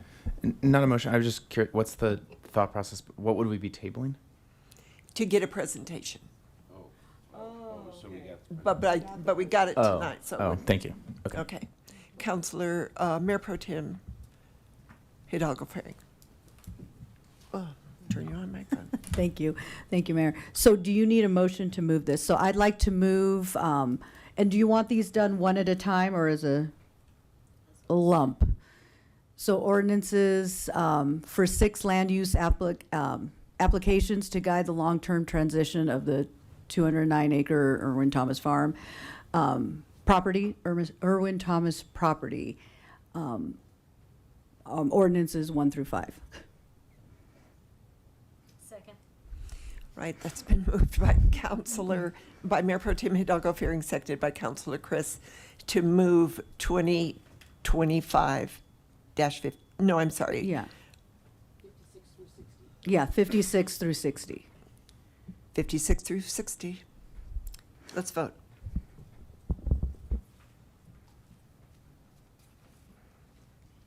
And that passes unanimously. And again, Council, thank you for allowing me to augment the agenda to do that. Now we're moving on to, yes, ordinances on second reading. If I can turn my page here to get to it.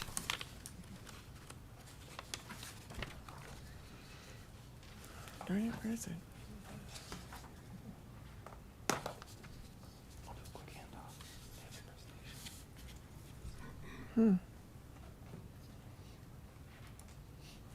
So the ordinances on second reading and public hearings on any matter. The first one is A 2025-52. This is a bill for an ordinance organizing the Harvest Moon Business Improvement District, providing for an election of the Board of Directors of the district, and approving the 2025-2026 operating plan and budget for the district. Are there any questions or comments from council? Seeing none, I'm going to, oh, hello. You just popped right up there. Grant, are you here for a presentation? Or just questions? We can definitely just answer questions, but given the background, happy to provide some additional context. I'm mainly here to just give an intro. Other than, again, I think I broke the computer, which I'll try to get up here real quick.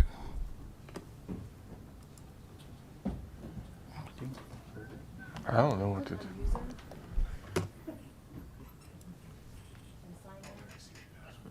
Easy enough. Thank you. Yes, additional context would be great. Perfect. Well, I'll just provide a very, very brief overview. Again, item 10A is an ordinance specifically related to the organization of the Harvest Moon Business Improvement District. The applicant has submitted a petition to establish again, a business improvement district pursuant to state statutes. As the applicant and the representative will go into more detail, this does differ from special districts that are further regulated under city code. So again, in this case, this is regulated under state statutes. The applicant, as well as their legal counsel, is present this evening, and I'll hand it off to them for a more in-depth presentation.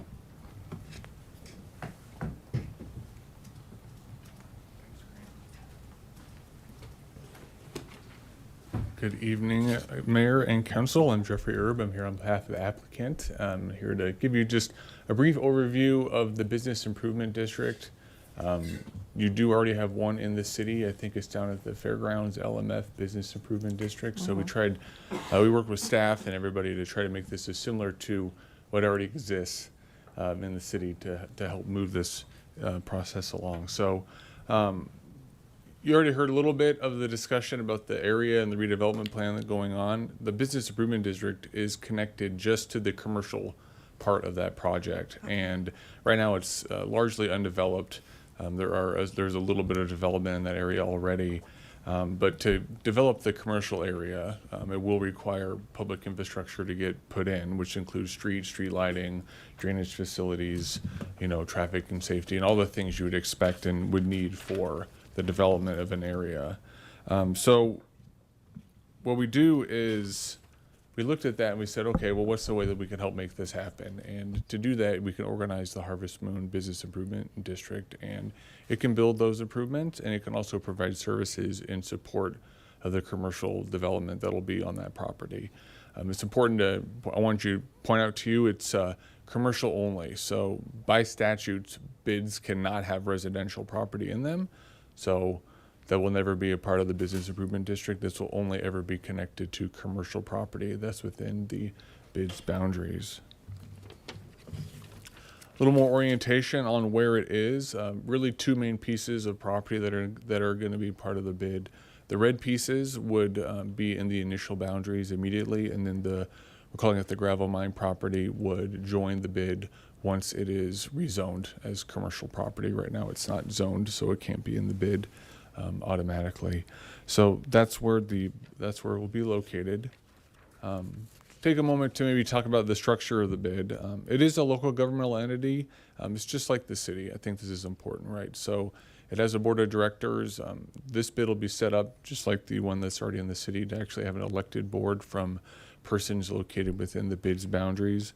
And because it's a governmental entity, it's subject to all the same rules, right? Transparency rules. So open meetings law, Open Records Act, same governmental budgeting rules, TABOR requirements for taxes and debt, and same for contracting and bidding of public improvements. So we'll have to go out to bid, bonds have to be issued to make sure that we get competitive pricing to put all of these improvements in place.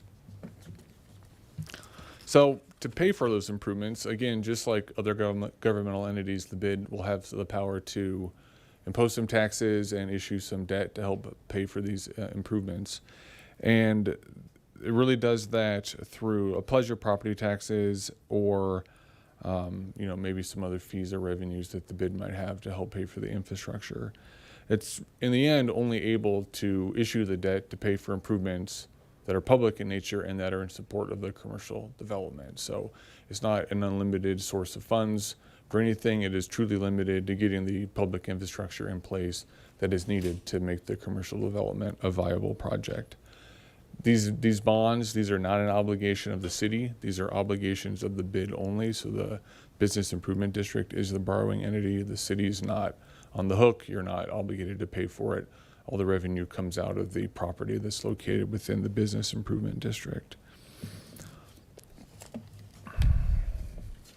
Didn't want to give you a super long presentation, so making it quick for you. So earlier to start this process, we submitted a petition to start this process. It meets all the statutory requirements. The persons that own the property and that will be paying the taxes are the ones that would like the bid to be organized.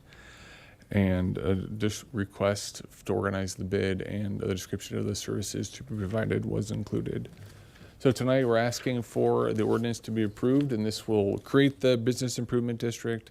It'll approve the operating plan for this year and next year.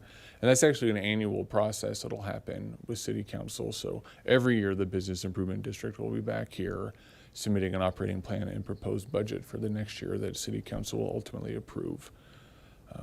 And then designating the initial board of directors, and then we're targeting this November election that's just in 6 weeks to have the bid ask the questions on authorizing taxes and debt authorization from the electors in the bid. So this will all be in place to help support the development of the commercial property as we go forward.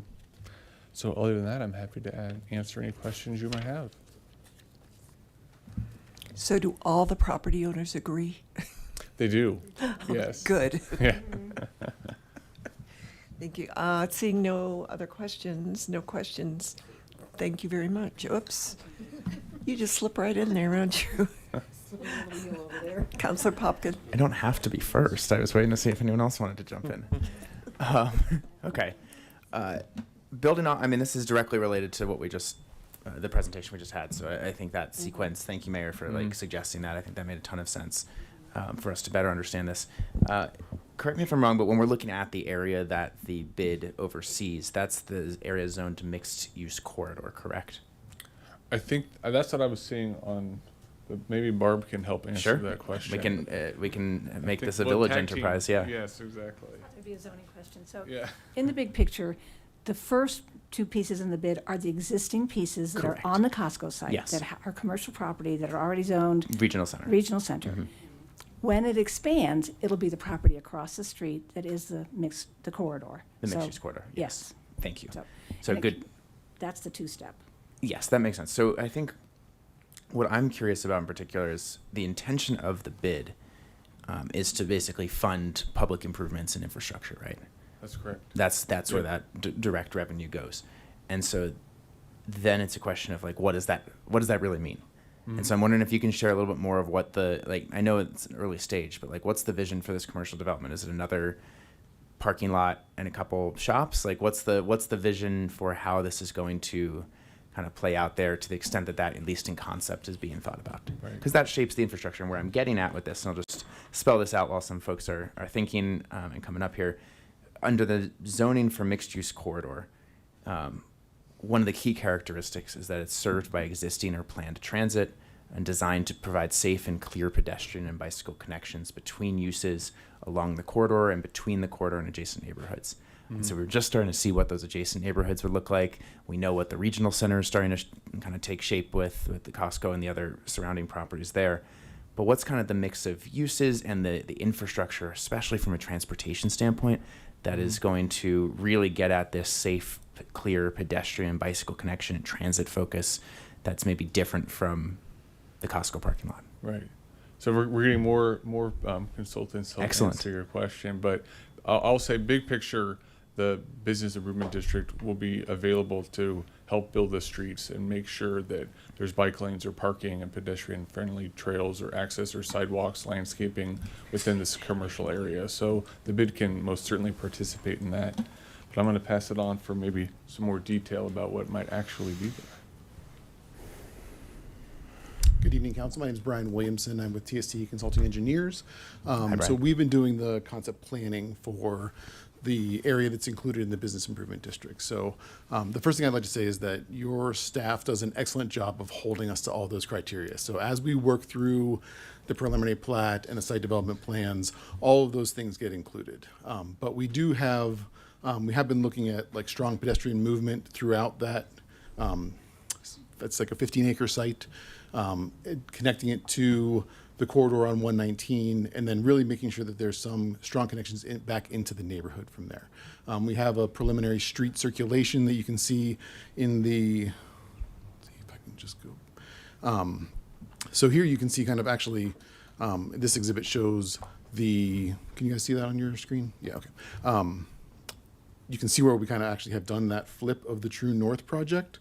So you can see how that fits in there with that major circulation coming down around. And then there'll be a ton more circulation that happens as the residential continues to develop over through there.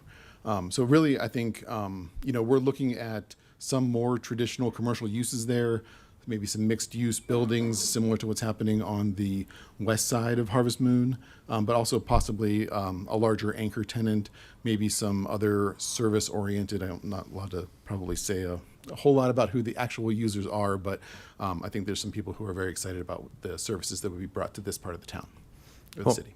Yeah, and I've heard that from many folks. So thank you, Brian. When I look at this, and I know this is rudimentary, I know this is early, but it looks very, and don't take this as an insult, but it looks very traditional car-centric commercial development.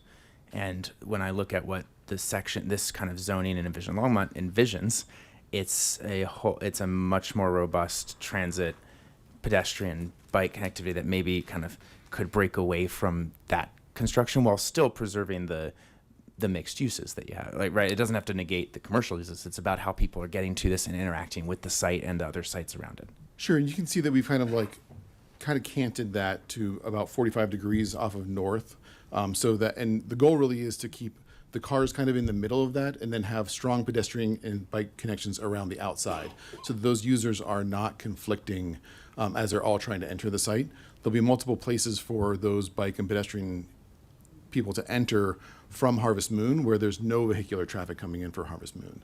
So creating some like sub corridors through that project where the pedestrian and bikes can come in, as opposed to the main entry that you're seeing kind of more graphically depicted there, that's for the car entry. So really pushing those boundaries, I mean, especially with 119 at the north and Harvest Moon on the east, no access for vehicles there, just pedestrians and bikes.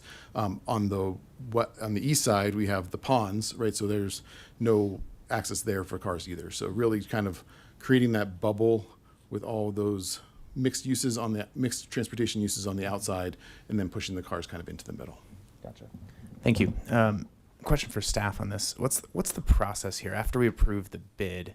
Actually, Brian, stick around for a second. Thanks. Once we approve the bid, or assuming the council approves the bid here, like what are the next stages of like how this would actually be brought forward in a couple of years or whatever it is, in terms of the review? Like, what's the engagement that we have on to weigh in on like how this is actually designed? Because I know this is early for y'all. Right. So I think that's more of a design question, zoning question. So I will pass that back.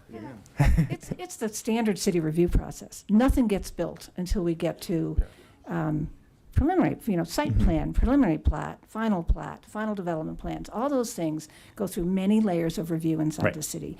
And council, Planning Commission makes most of those decisions as far as the land use things, unless it's a conditional use or something that needs to be elevated to council level. But at the staff level, all of those code things are part of the review process. And it's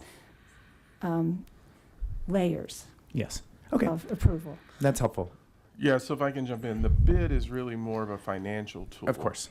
But it's a financial tool for certain infrastructure, for an infrastructure investment. Correct. Right. Right. And that's, again, I know that's not tied to a concept plan right now, or it's not tied to a detailed set list of infrastructure, but like we're starting to think about what is that in service of. So here's where it gets specific. Only now? The bid, if you had a trail and you had a bike path, the bid could only fund the bike path and the trail that's connected to the commercial area. It cannot fund the bike path and the trail that's in the residential area. So could it fund an extension of the, let's say, south, like a sidewalk or a trail connection to the Greenway Trail? Jump in. That is on the south side of 119? If it's Yes, that's a public improvement. You're talking south of 119. south of 119, but could it connect all the way into the east of where that hits? I forget what that street is. What is that on Google Earth? Yeah, show me where. It's along, so there's a greenway along the south side of High 119 that goes down to the river, and then once it's built, it'll go under the river and across the way. The greenway system in this part of town is really superlative. I mean, you can get the whole south side of High 119, which gets you across the street and gets you into Dickens Farm. It goes south and it gets you over to the rec center. So in short, you'd be able to fund connections into that On the commercial property. on the commercial property. Yeah, in the end, all of the improvements funded by the business improvement district need Have to be within that. They need to be for the benefit of the commercial development. Yes. Okay. So I know it's you're asking for specific, and that is the test. So of course it's very fact specific Of on course. what would actually fall under that bucket. And it's hard to know at this stage in the process. Great. Well, I think I appreciate that. I appreciate all the work that's gone into this. I think this is a real opportunity to really think of this as a village within this part of the city, and I hope that this is in service of that.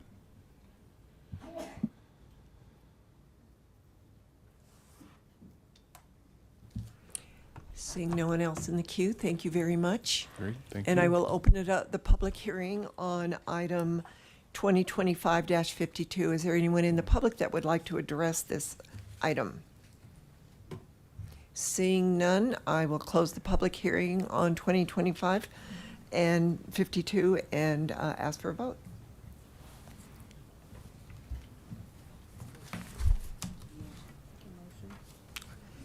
I'd ask for a motion, and then we'll vote.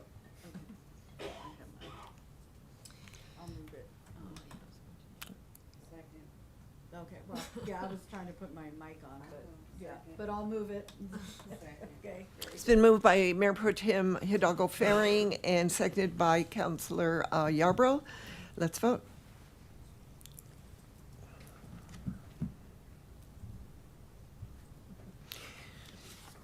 And that carries unanimously. Thank you. We are now at items removed from the consent agenda, and that is item A and item C.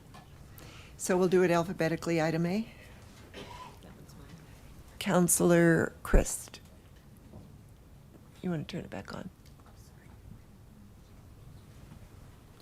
Thank you, Mayor. All right.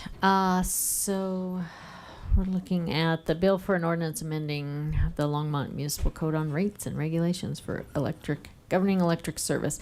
I have a question in regards to 14.32.170 J.1 removes manual reading of meters. And so, but we've already decided to change and charge $24.65 to do manual reading. So it seems a little, I don't know. Are we doing manual reading or are we not doing manual reading? And if we are, maybe it's a little premature to change the language. Good evening, Mayor, members of the City Council, Councilmember Christ, Daryl Hahn from LPC. This was just removing duplicate language. So this language is already covered elsewhere in municipal code, so we just decided to take it out of this section. Okay, so we're not eliminating the manual reading. Correct, we're not. Okay. All right, well then I will go ahead and move 9A, ordinance 2025-53. Okay. Oh, did you have other? I did. It's been moved by Councilor Christ and seconded by Councilor McCoy to move 2025-53. We're going to wait for just a minute because I did have a question of Daryl as well. Yep, there he is. Daryl, as an explanation, can you tell me what the difference is between, explain what general NEC compliance and inspection standards to the home means to the resident, rotary versus AMI?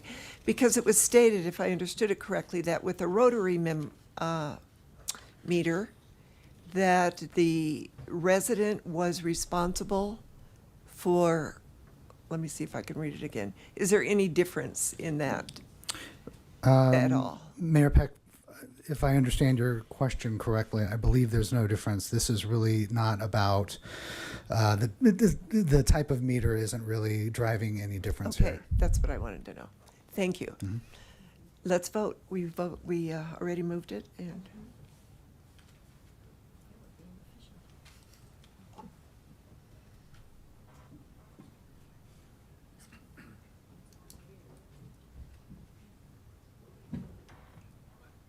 and that passes unanimously. The next one is C, 2025-55. Who pulled that one? Councilor Popkin. Thank you, Mayor Peck. I wasn't on council when this came up to council. I was on the planning commission at the time, and so I was wondering if council could share a little bit more of the thoughts of, or staff could share a little bit more of like the thoughts of how this kind of came into this moment. And then I had a couple other clarifying questions after that. So maybe I'll open it up to council and or staff, whoever would like to jump in first. I would love to know the logic on both. Hello. Good evening, Mayor Peck, Don Burchett, Planning and Development Services, Councilmember Popkin, members of council. We discussed this a little bit, but I'll just quickly go and give you a little bit of background. The council was approached, but I think it was right before COVID, to they had a request from citizens that were concerned about the review process for developments that were adjacent to parks, greenways, and open space. And we're asking the council to consider that they be the decision maker for projects that were having a major development application that would typically be approved by the Planning and Zoning Commission, for that to come to the City Council for a final decision. Those application types would typically be a conditional use site plan, a preliminary plat.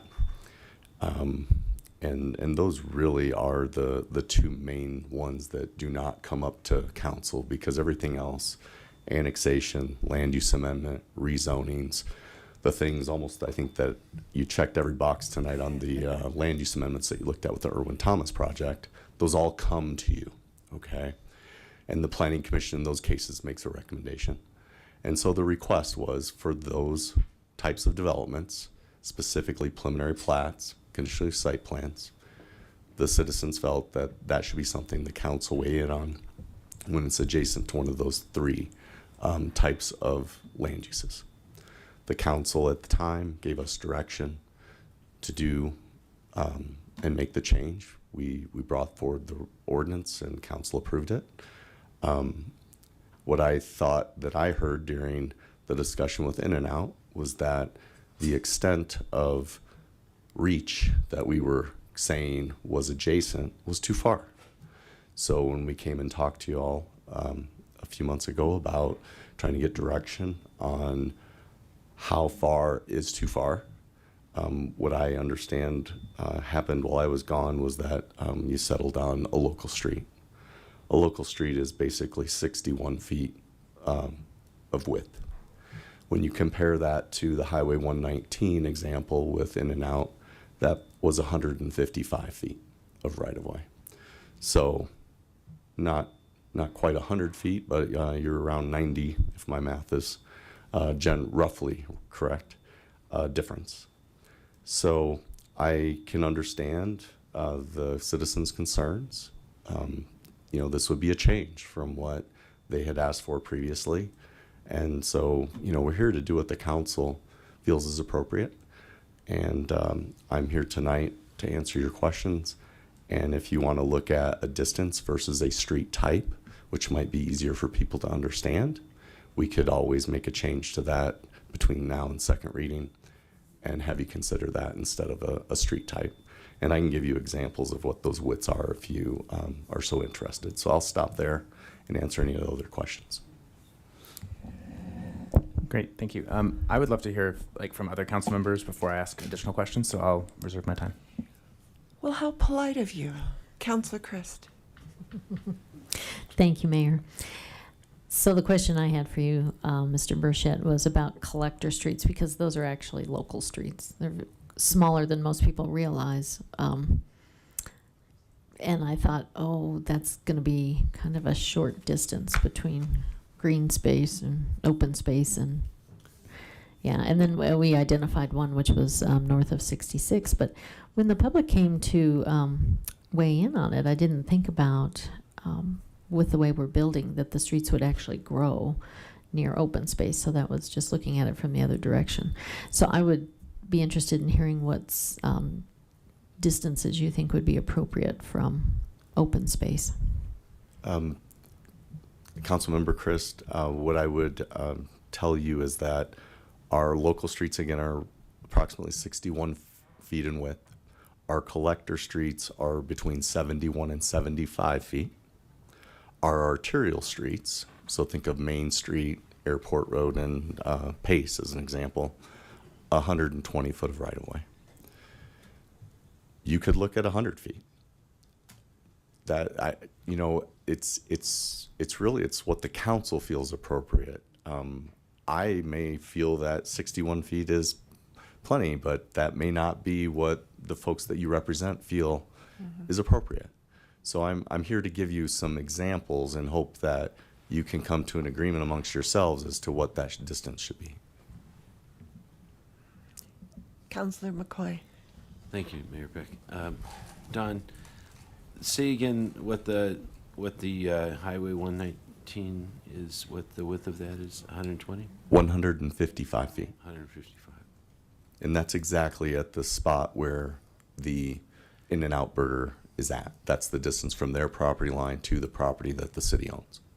All right, thank you. Mm-hmm. I would be interested in having Hover, 287, Main, and 119 being what planning and zoning Okay. does and the rest comes to council. Counselor Chris, no, I'm sorry, Counselor Popkin. Well, where'd you go? There were 3 on at one time. Mayor Pro Tem. God, you want to be last. Okay, so I would like to, rather than naming specific streets, and I agree with you, Mayor, but if we had, so the distance, like the Hover, that would be more your 100. Yeah, those would that be 100 arterial streets. arterial 120 are the full build-out widths of those, yes. Okay, I would feel more comfortable having those, to that 100 plus go straight to planning and zoning, but anything shorter, small, the smaller distance, narrower. Thank you. The words are hard tonight. To have that come to council, I think there was a good reason why the public wanted these ordinance to be, or these permitting to come to council, that were adjacent to sensitive land. So I do want to continue to honor that.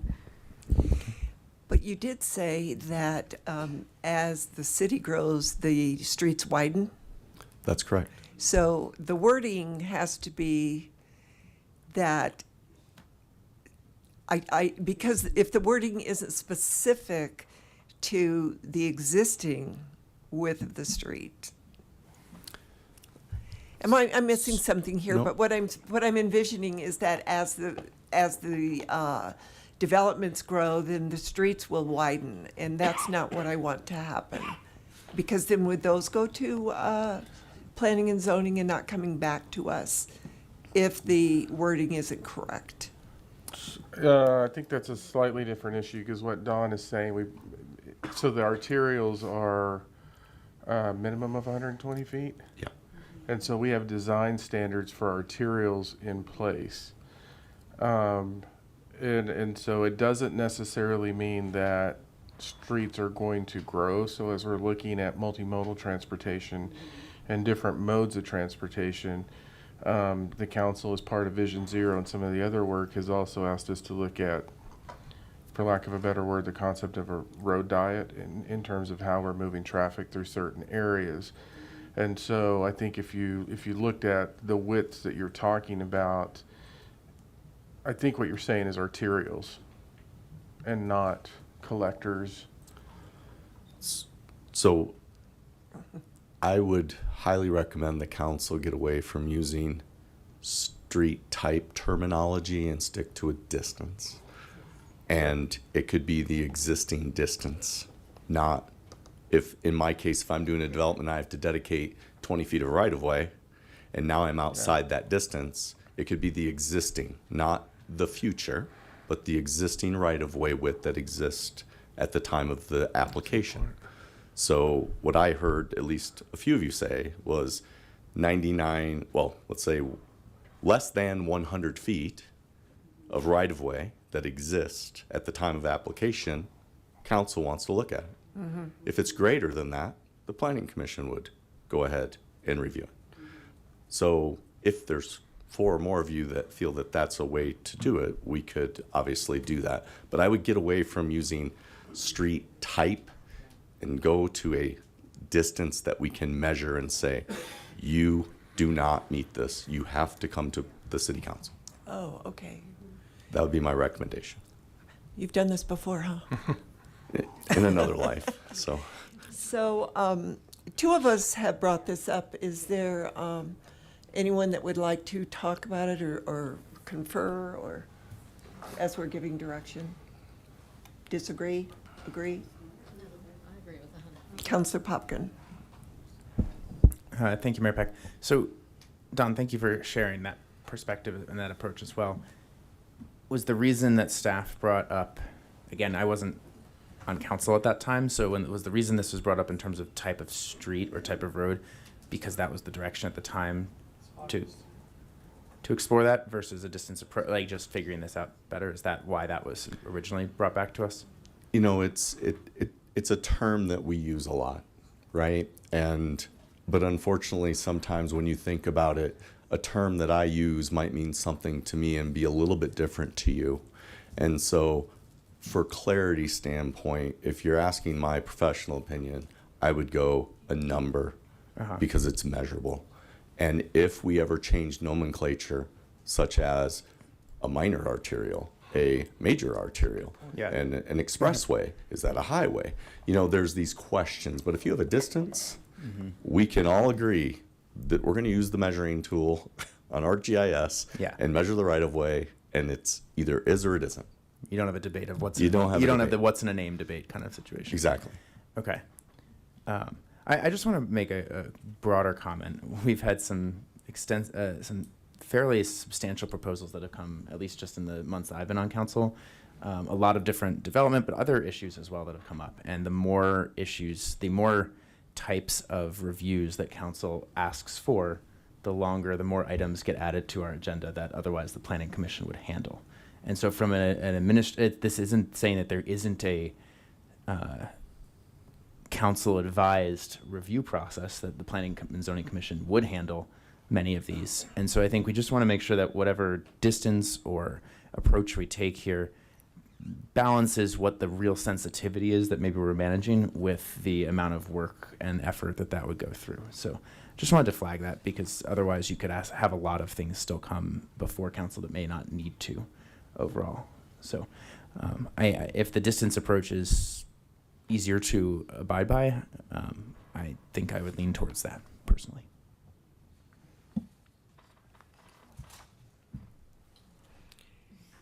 Councillor McCoy? Well, I don't know where people are at, but it is getting late. And if people are done discussing this, I would encourage us to look at council option 2, that we look at 100 feet as the distance for or width for council to weigh in on it, and more than that for planning commission to weigh in on it, if that is as clear as mud.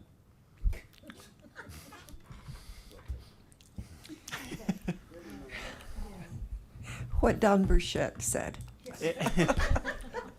Can I jump in for just 1 second? Mayor? Please do, Thanks. Jeremy. Good evening, Mayor and Council. Jeremy Terrell, Assistant City Attorney. Councilor McCoy, just so I understand your thoughts or the beginning of the motion. So right now the sentence currently reads, a property is considered adjacent if it is separated from the city-owned park, greenway, open space by a local street right-of-way, period.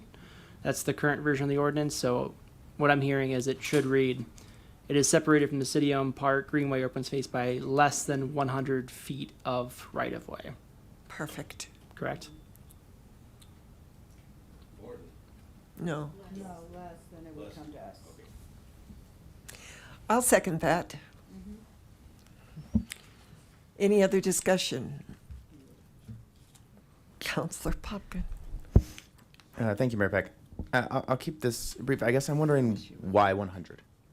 Where like, I think maybe Don tossed that out as like an example of like you can do a numerical distance-based approach, but I'm wondering, is there, either to Councilor McCoy or to Don, like, is there a rationale for why a specific distance would make sense from an adjacency standpoint? Because that's really what the policy is that we're deciding, and ideally grounding that based on. So I'm just wondering if there's a logic to a certain particular adjacency distance.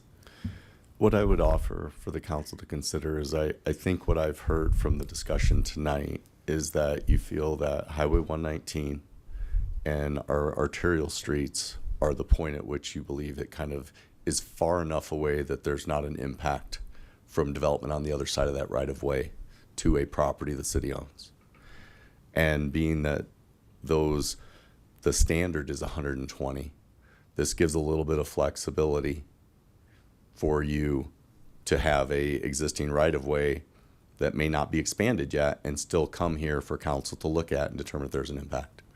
But if it's developed at 120 or greater than 100, then the planning commission would decide. So it's a distance that's not quite equal between Arterial and Collector Street rights of way by our standards, but it's pretty close. It's one way to look at it. Okay, thank you. Let's vote.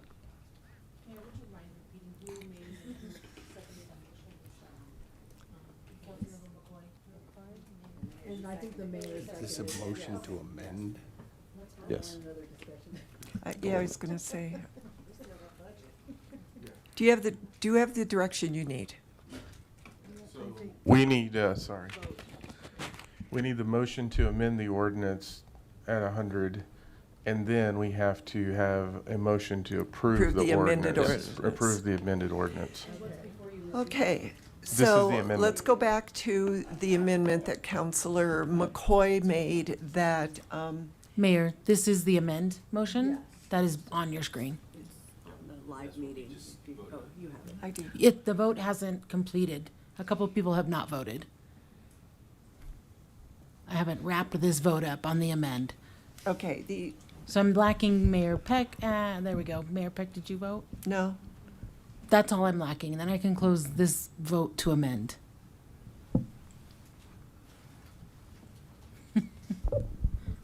I was just trying Thank to you. figure out what was amended. That carries unanimously. Thank you. Thank you, Don. Now we need a motion. I move that we move 2025-55 as amended. Second. That was seconded by Councilor Christ. Let's vote.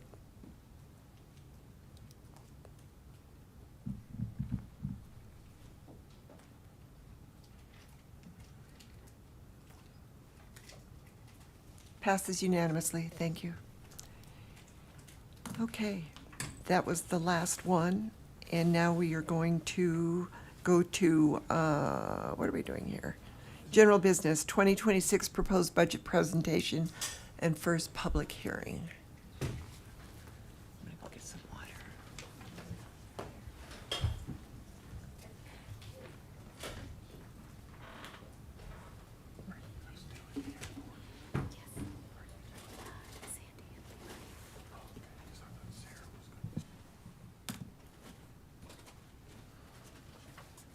Say welcome to our finance team.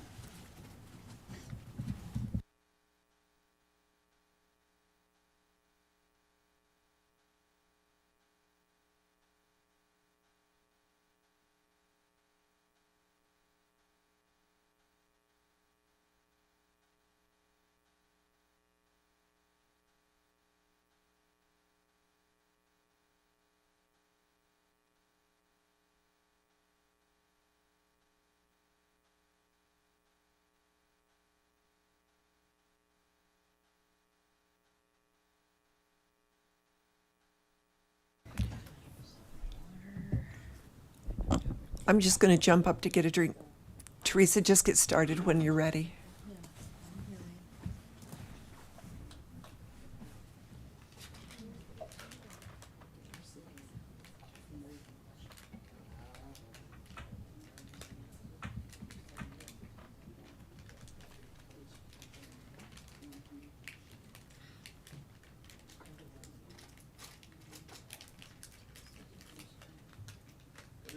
Control L. Isn't there a sticky note on the monitor?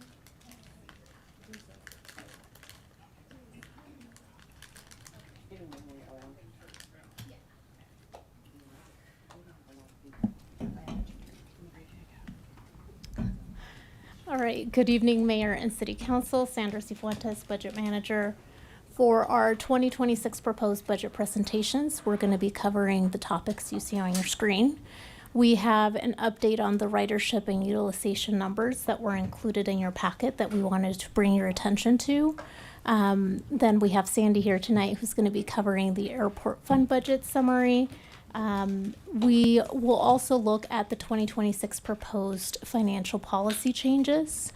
And tonight, in keeping with our requirement to hold a public hearing on or before October 1st, we will be holding our first public hearing tonight. We have also advertised and will be holding a second public hearing on October 7th.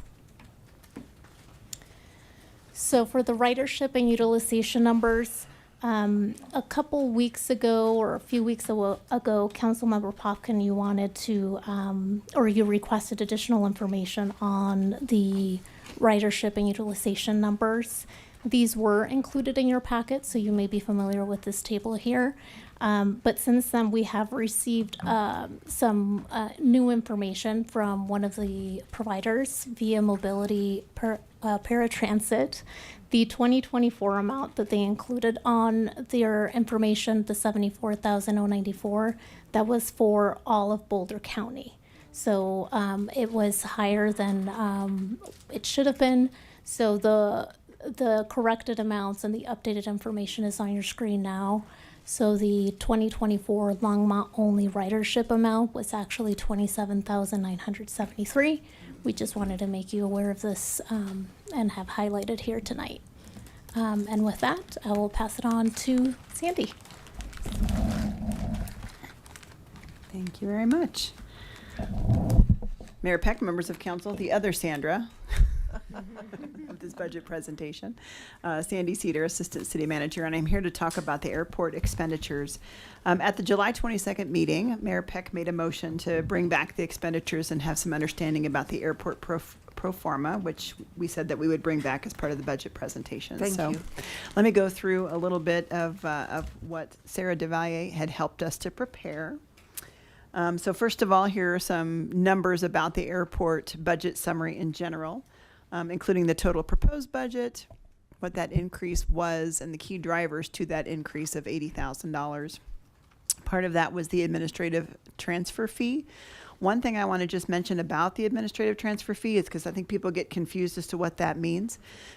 When airport operations do things like get a paycheck or pay a bill, there's lots of us behind that are doing that kind of work. And so this is the airport's share of essentially the general fund services that are servicing the airport or the needs generally from shared services. And so in this particular case, and I think there's been a couple of questions about when was the administrative transfer fee changed, and I think it was in the 20 teens, where the city council decided instead of having the airport pay 100% of their administrative transfer fees, that they would just pay 50%.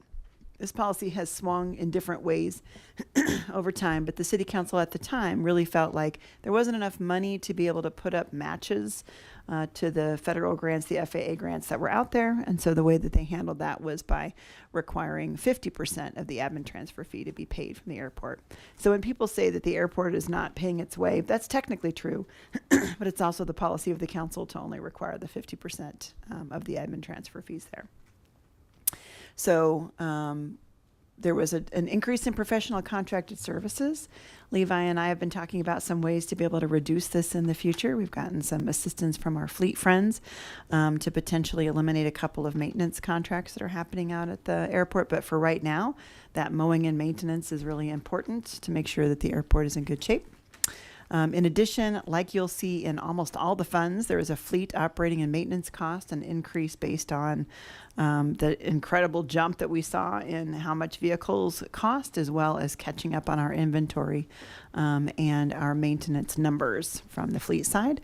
And then finally, an increase in personnel and operating costs. This is a pretty normal sized increase because, of course, the pay plans increase and so do other operational expenses. So that leads to an $80,931 change in the budget from last year to this year. Yeah. One of the things that we saw and this is going back historically, so when you talk about the ATF and Sandy talked about the fact that it's paying checks, it's human resources, it's those issues.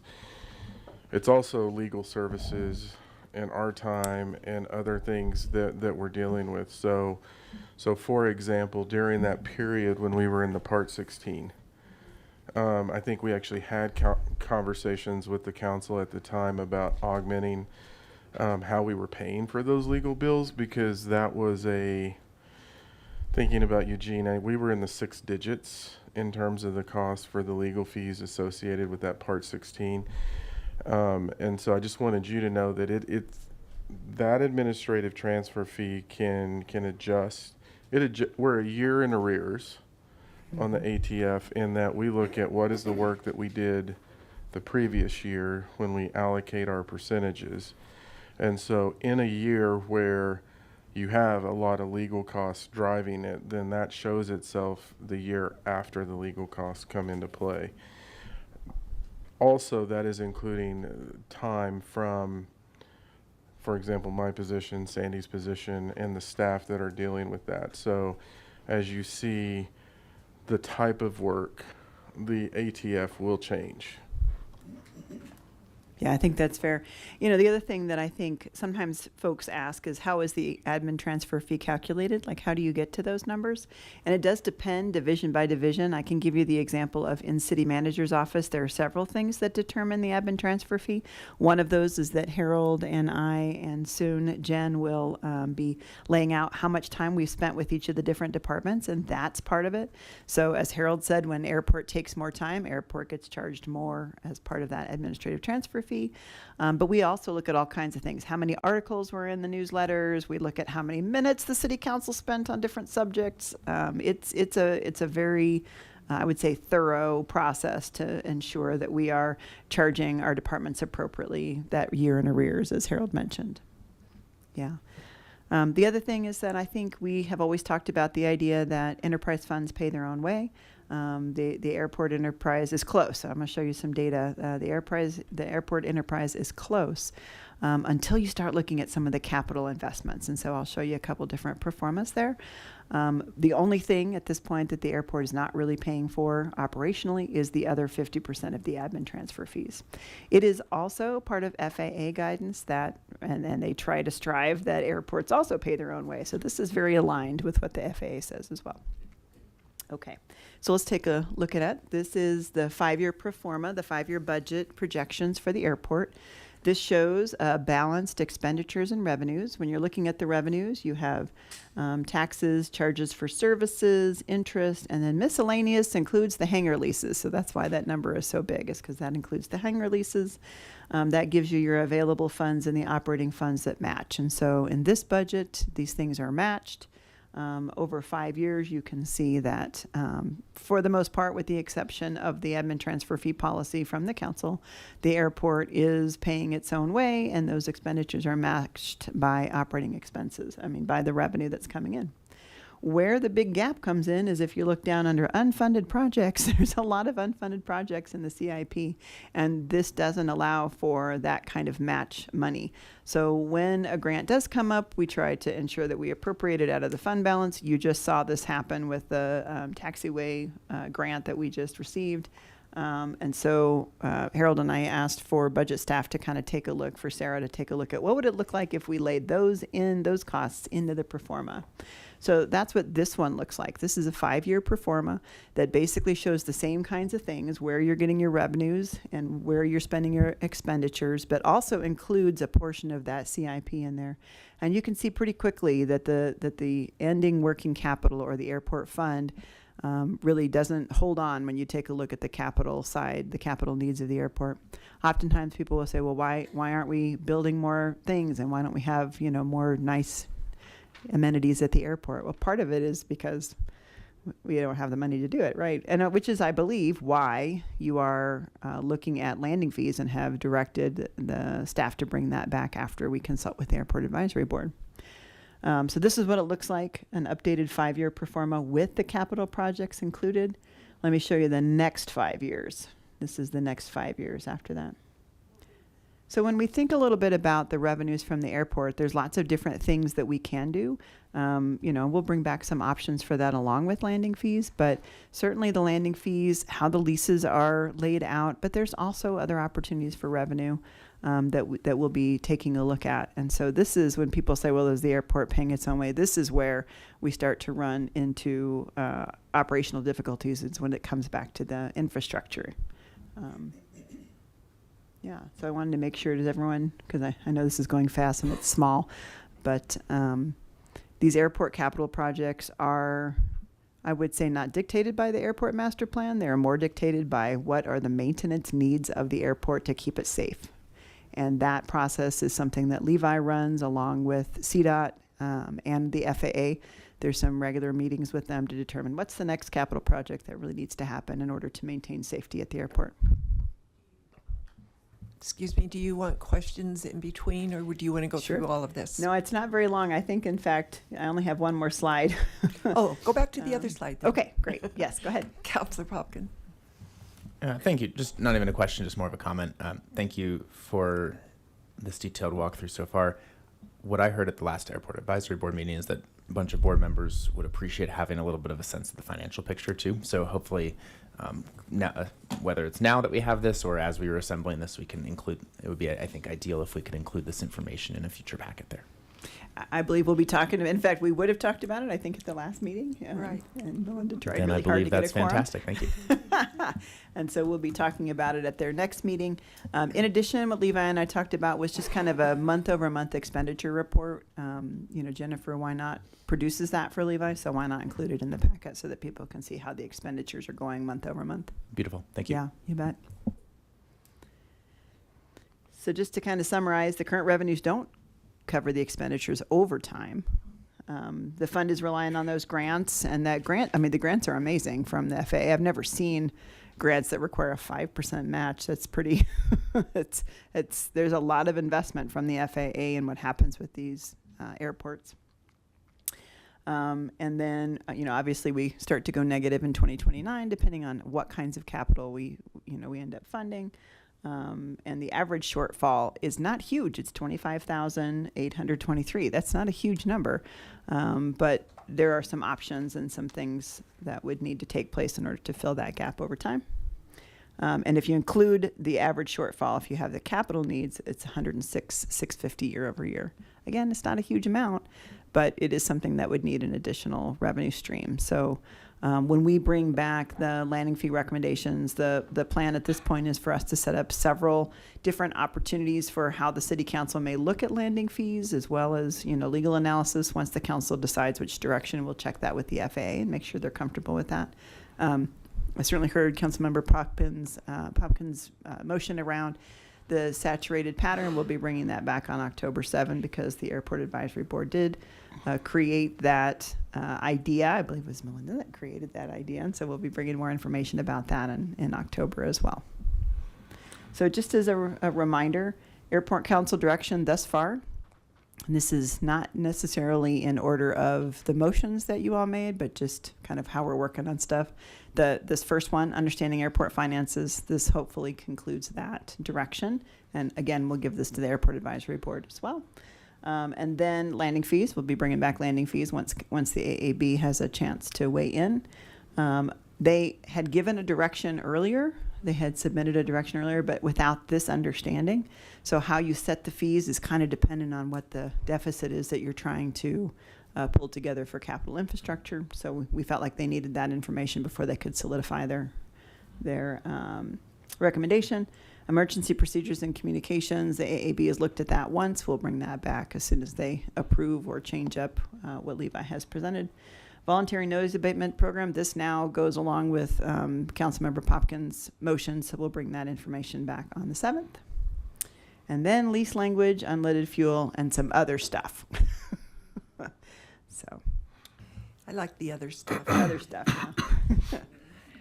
Sandy, if you can go back, I think, so the budget questions for council in this, and correct me if I'm wrong on this, but the 25,823 is really the ATF. That's the ATF.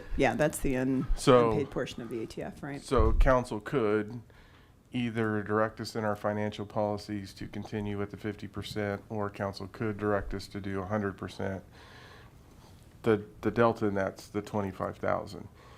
On the other side, when we look at the capital needs, that's a little bit different, because on the capital side, you do have the ability to say, yes, we're going to do this project, or no, we're not going to do this project. And so that really is the tool that we use on the capital side, which is not unlike what we do in all of our other enterprise funds.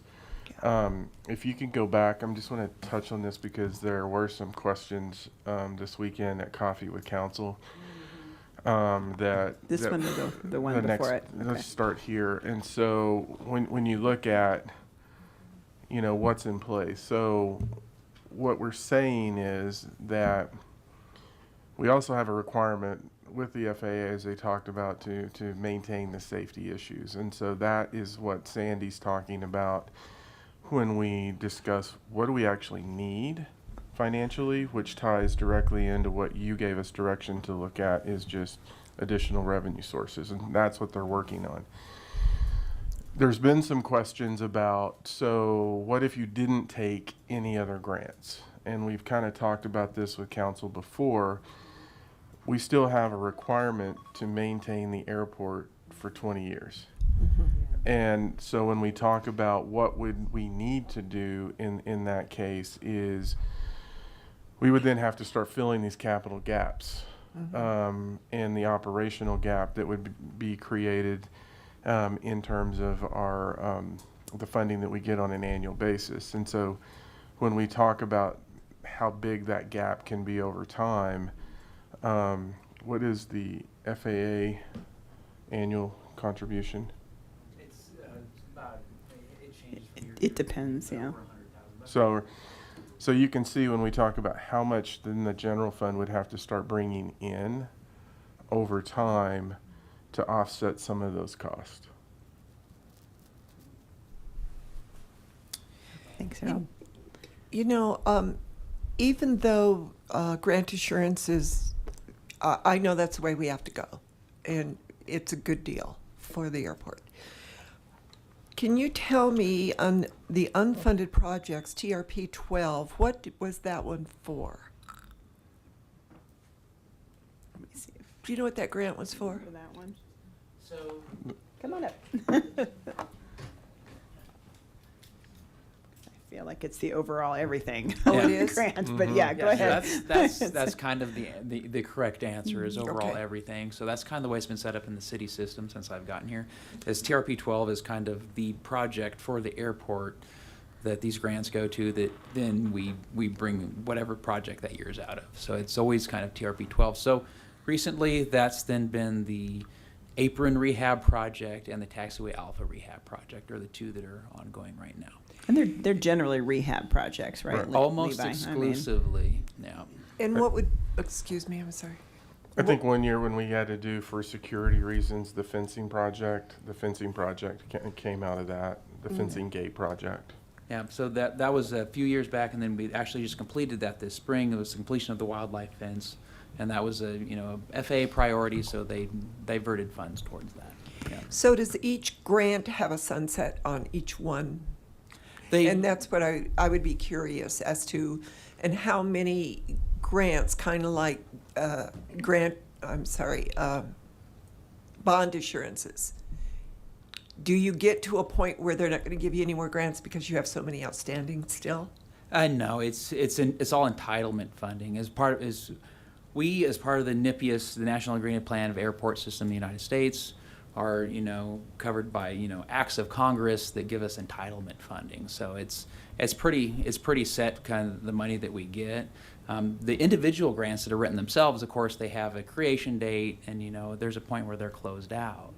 But as far as what funding we get as part of the NIPIAS, it's pretty much continual every year, entitlement funding. But the reason I asked that, for example, if one of these grants, I'm just going to use examples, I don't have the dates, was taken out in 2016 and another one in 2022, et cetera, and we don't know when they sunset, are all those interest rates combined into one huge interest rate? I mean, how do you know when one is done, the interest is not being paid on that grant any longer?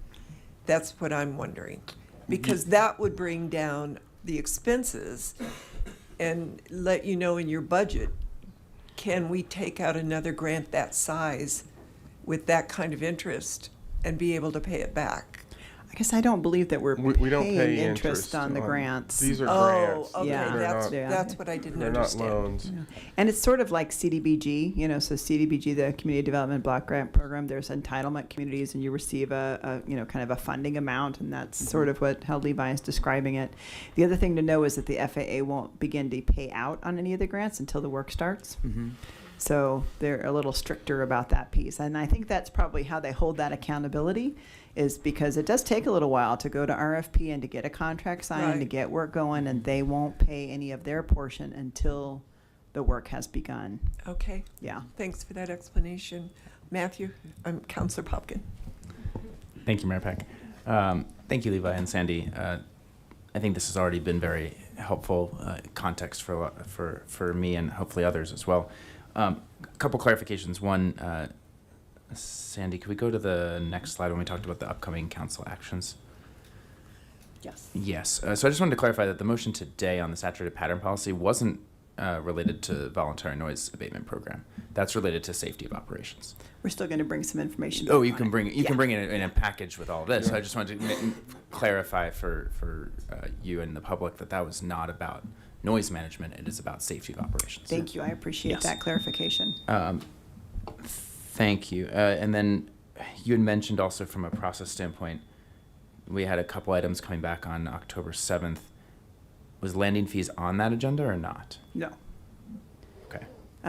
We need the airport advisory. I mean, the direction from council was to get the feedback from the airport advisory board. They did offer a landing fee suggestion, but without having the expenses, it feels like that's not, like they should understand the same thing the information that you're getting here tonight. So we'll take that back to them at their very next meeting, and then we'll bring it back to city council directly after that. So at the October 7th meeting, we do have some information about VNAP that we'd like to present to you. The Voluntary Noise Abatement Program, as well as the recommendations from Airport Advisory Board on the saturated pattern policy. Okay. So that's what we'll bring back. And if there's something else that we can bring back, we will. Gotcha. Thank you. And then if we go back to the budget here for a second, when we were talking about rehab and those types of projects, and then Harold, you mentioned the fence situation. Like when we have emergency infrastructure needs, or maybe emergency is the wrong word, but when we have like acute infrastructure projects, where does that money come from? Like I'm not really looking at a whole host of flexibility here. Well, the first thing, there's not. And Okay. so there's not a lot of flexibility. So we would go to the fund balance first. And then depending on the situation, if the fund balance couldn't cover it, then we would actually come back to council and give you options in terms of dealing with the situation. We would also approach the FAA. There are funds that they do have for emergency type repairs. And so what it would do is if we could get some grant funding from CDOT or the FAA, then what that would do is just draw down further on the match component of the fund balance that we have. If we can't get an FAA or a CDOT grant, then we would come back with different options to council in terms of how we could undertake that, but that would really be borne on the back of the general fund. Gotcha. So anytime we would go to, okay, let me rephrase this. If we were trying to fund like something new and fresh at the airport and actually like upgrade something there, like that's not just a rehab project, like we would likely lean on a state or federal grant for that, right? Correct. And so if we're going to them for rehab or short-term funding needs, does that reduce our, pardon the pun here, like political capital or working capital from a relationship standpoint there, or access to others, or are those completely different pots of money? Go ahead, I can Levi. talk a little It's a bit more about collaborative process. It than that, is. so It's a very, very collaborative process. So yearly, we have ACIP meetings, so airport CIP meetings. And we sit down at a table with the federal government and with CDOT, and together we determine, okay, hey, here's your airport. Hey, we as these people are giving these grants, here's what we see as priority. So that's pretty much all the projects we got going on right now. So the ramp rehab, the taxiway alpha, say these are your things that we have to divert this dollars to first. Now, if we ever reached a point at our airport where we were getting that entitlement funding and hey, everything was great, then we can start talking about potential projects that are likes to have instead of have to haves. But we're well within that realm of have to have projects currently. Right. Plus, I would mention that there are additional grants, like, for example, this year CDOT has some unleaded fuel Yeah. grants. Well, that's an upgrade for us and something the council directed us to look at. So Yeah. Levi plans to apply for those grants on top of kind of the entitlement funding that we get. And of course, discretionary grants are always another category beyond that, and that would qualify as a discretionary grant. And of course, we apply for everything that comes across the board. On Oh, right. That's what I discretionary was trying to get at. Like, are we limiting if we have to do more rehab requests? Are we stepping into the discretionary, or are those separate entities? It sounds like they're mostly separate. For the most part, it's considerations. separate entity. Usually, we really tackle hard those must-haves Right. when we're doing those CIP meetings, and the discretionary grants are kind of the ancillary things that are the float out. For example, there was a discretionary grant we applied to last year, but we didn't get, which had a focus on green, on improvement, on energy efficiency, and I put in a grant application for converting our lights to LED instead of the old school incandescent ones. Unfortunately, we didn't receive that grant, but that was kind of on its own. Hey, we got these extra dollars specifically for this type of project that we applied to. Okay. And of course, which grants we're applying for, the priority comes from what the council is looking for from us. So the fact that you all mentioned the unleaded fuel transition is something that we're actively looking at. Not here, but the last city I worked in where we had an airport, your ability to provide match, your ability to get a project done, all of those things actually come into play, because sometimes they'll get to the end of their budget cycles, or somebody can't fulfill a project and they need to spend it. And it was not uncommon for us in that To jump in. no, they would come to us. Oh, interesting. And they would say, As long as you get the match. here's the money that we have available to do this type of project, and they knew that we were ready for it. And so it was, there were a handful of occasions where we were bringing items in front of the council at that time within a week or so. So we could grab those FAA funding, that FAA funding to do it. So to your point, yes, there is a space where it's connected to the better you are in terms of your safety issues that you're dealing with. Sometimes that, to Levi's point, when you get further down the road, that actually positions you for other funding. In other words, having some flexibility. Ability to do matters. it. Yeah. And when you look at revenue, I think we've gone through the budget process, and you've gone through water and wastewater and electricity and all of that. And it's a very straightforward look. We're saying, here's how much revenue we have coming in under our existing rates. Here's our expenses. Here's what the inflationary pressures are. Here's what we need to do to our rates so that we can cover the expenses associated in that fund. It's a little more challenging when you're getting into this. And so, for example, and not that we're proposing anything at this point, but just as an example, when you go into lease rates, the FAA says, we want you to do a cost study of what the leases are in the area. And they want you to be in that range. They also want you to be fully funding your operations. And so if we took a pure look from an enterprise perspective on this one, what we would actually say is, here's the gap, here's how we need to adjust all of the rates in order to cover the gap, but you have an additional level of review that you have to go through with the FAA when you're taking that approach. Because sometimes they're not all the same. Right. So that concludes the information about the airport expenditures. Next up is your financial policy. So this is the space in which that admin transfer fee is located. So I'll turn it back over to Sandra. Thanks, Sandy. So we are going to go over the 2026, I was going to say 2026 proposed financial policies. We are going to, staff every year looks at the financial policies as part of the budget process. These do need to be adopted by council by resolution that's scheduled for October 28th. And they do become effective January 1st of the budget year. So in this case, January 1st of 2026. A complete list of the policies and proposed changes can be found in your council packet. That was on attachment M. And tonight we're just going to highlight some of the major changes that we're proposing to existing policies where the intent of the policy changes. Any minor changes that don't change the intent, we're not going to be discussing today, but certainly if you have any questions from that attachment in your packet, let us know. We would be happy to answer those.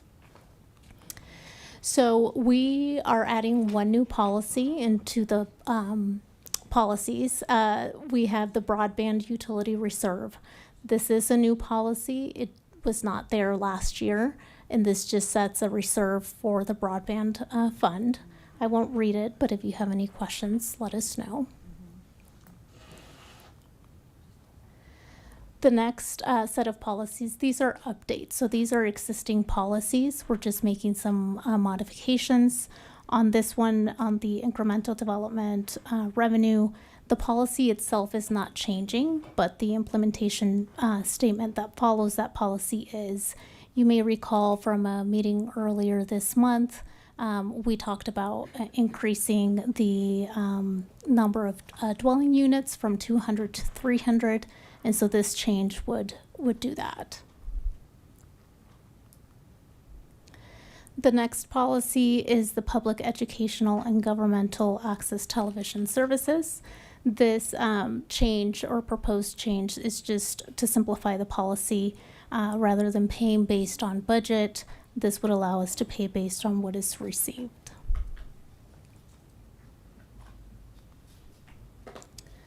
This next policy adds additional verbiage that would allow employees working from home that have a remote work agreement to use surplus items. So this was a proposed change from purchasing. This general fund reserve, we're proposing to remove the need for a supermajority of council to pass an ordinance when using a portion of the reserve classified as committed to emergencies. So you can see it crossed out there in blue. Any use of these fund balances require council to pass an additional appropriation ordinance, and per our city charter, ordinances do not require a supermajority of council. So this change just helps align the policy with the city charter. The franchise fee from broadband, we are changing this and increasing the percentage from 1% to 4%. This is something that was discussed earlier during budget presentations as well. And it does help close that gap in the general fund with increased revenues as a result of this. And then lastly, the electric utility reserve. We did include this in attachment M, but missed pointing this out and calling it out on the council communication. So we wanted to make sure we made you aware of this. Council's direction to bring forward proposed electric rates included an adjustment to how the city calculated the electric utility reserve. And so this proposed change will require a reserve of at least 60 days of operating and maintenance costs, excluding the cost of purchase power. Sandra, can I ask a question? Sure. How much money is that? 60 days of maintenance and That's a great question. I would have to operating look costs. into it. I'm just curious, what does it cost a month to run this city? I think Becky's looking into it. Becky's, oh, there you are. It's about $6 million. 6 million. Okay. That's great information, so I can give to the residents when they yell at us. So that summarizes the updates on the policies. Are there any questions on any of the ones that we didn't cover?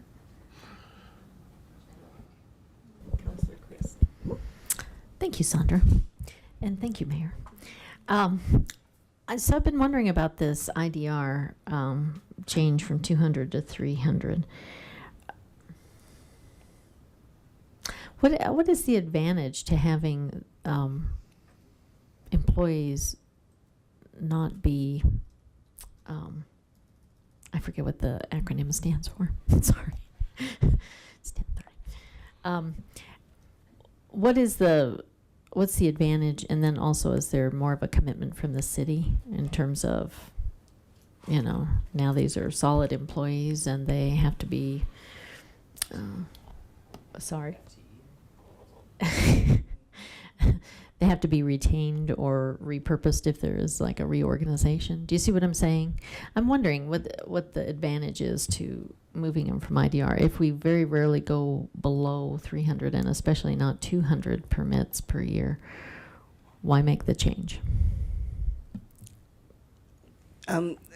Mayor and Council, Therese Malloy, Chief Financial Officer, are you asking what is the advantage of changing from 200 base permits to 300? Yes, that's the direction. Yeah. Okay, so Mayor and Council, the revenue derived from the base permits is part of our ongoing budget that essentially covers current development services needs, their current budget. What we were finding is that historically, as you mentioned, we rarely have ever dipped below or to that 200 level, even below the 300 level. Right. And so changing from 200 base permits to 300 base permits gives us the revenue from that additional 100 permits to cover their ongoing budget needs. Anything above that can only be used for one-time expenses, or we are using it for ongoing expenses, but those are expenses that are subject to being reduced once we fall below that level. So essentially what we are doing is using additional revenue from the 100 permits to cover their base budget, essentially. Okay, but we always have that money so far. So I think some context in this is I think this policy came before I was here, but as a result of the 2008 crash. And so there was, I think, more money from development revenues being utilized for ongoing operating expenses. And so this policy was put in place so that you wouldn't be in a position in the event that there's a significant crash to where you have these expenses that are development related and the revenue is gone down dramatically. What we found in evaluating the information and looking back in terms of when have we gone below 200, there was, I think it was 08. And it was like right at 200. Right at 200. But we're fairly confident that we will not drop below 300. And we're also seeing some changes in permitting in terms of we're seeing fewer single-family detached homes built and more attached homes built, which is adjusting the numbers. And so this is really a mechanism that is put in place so that you do not become overly reliant on development revenue, where then if there is a crash, that it starts cascading into the general fund. And so my question is, why change that? Because that is a break, you know, in case something were to crash. But you're still using the funds in that, you're still using the extra revenue in that same fund.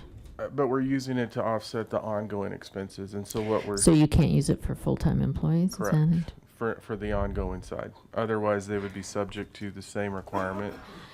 And part of that gets into another conversation when you look at that world in general. We tend to talk a lot about, and this is a major revenue source for that work, is the larger building projects that are going on.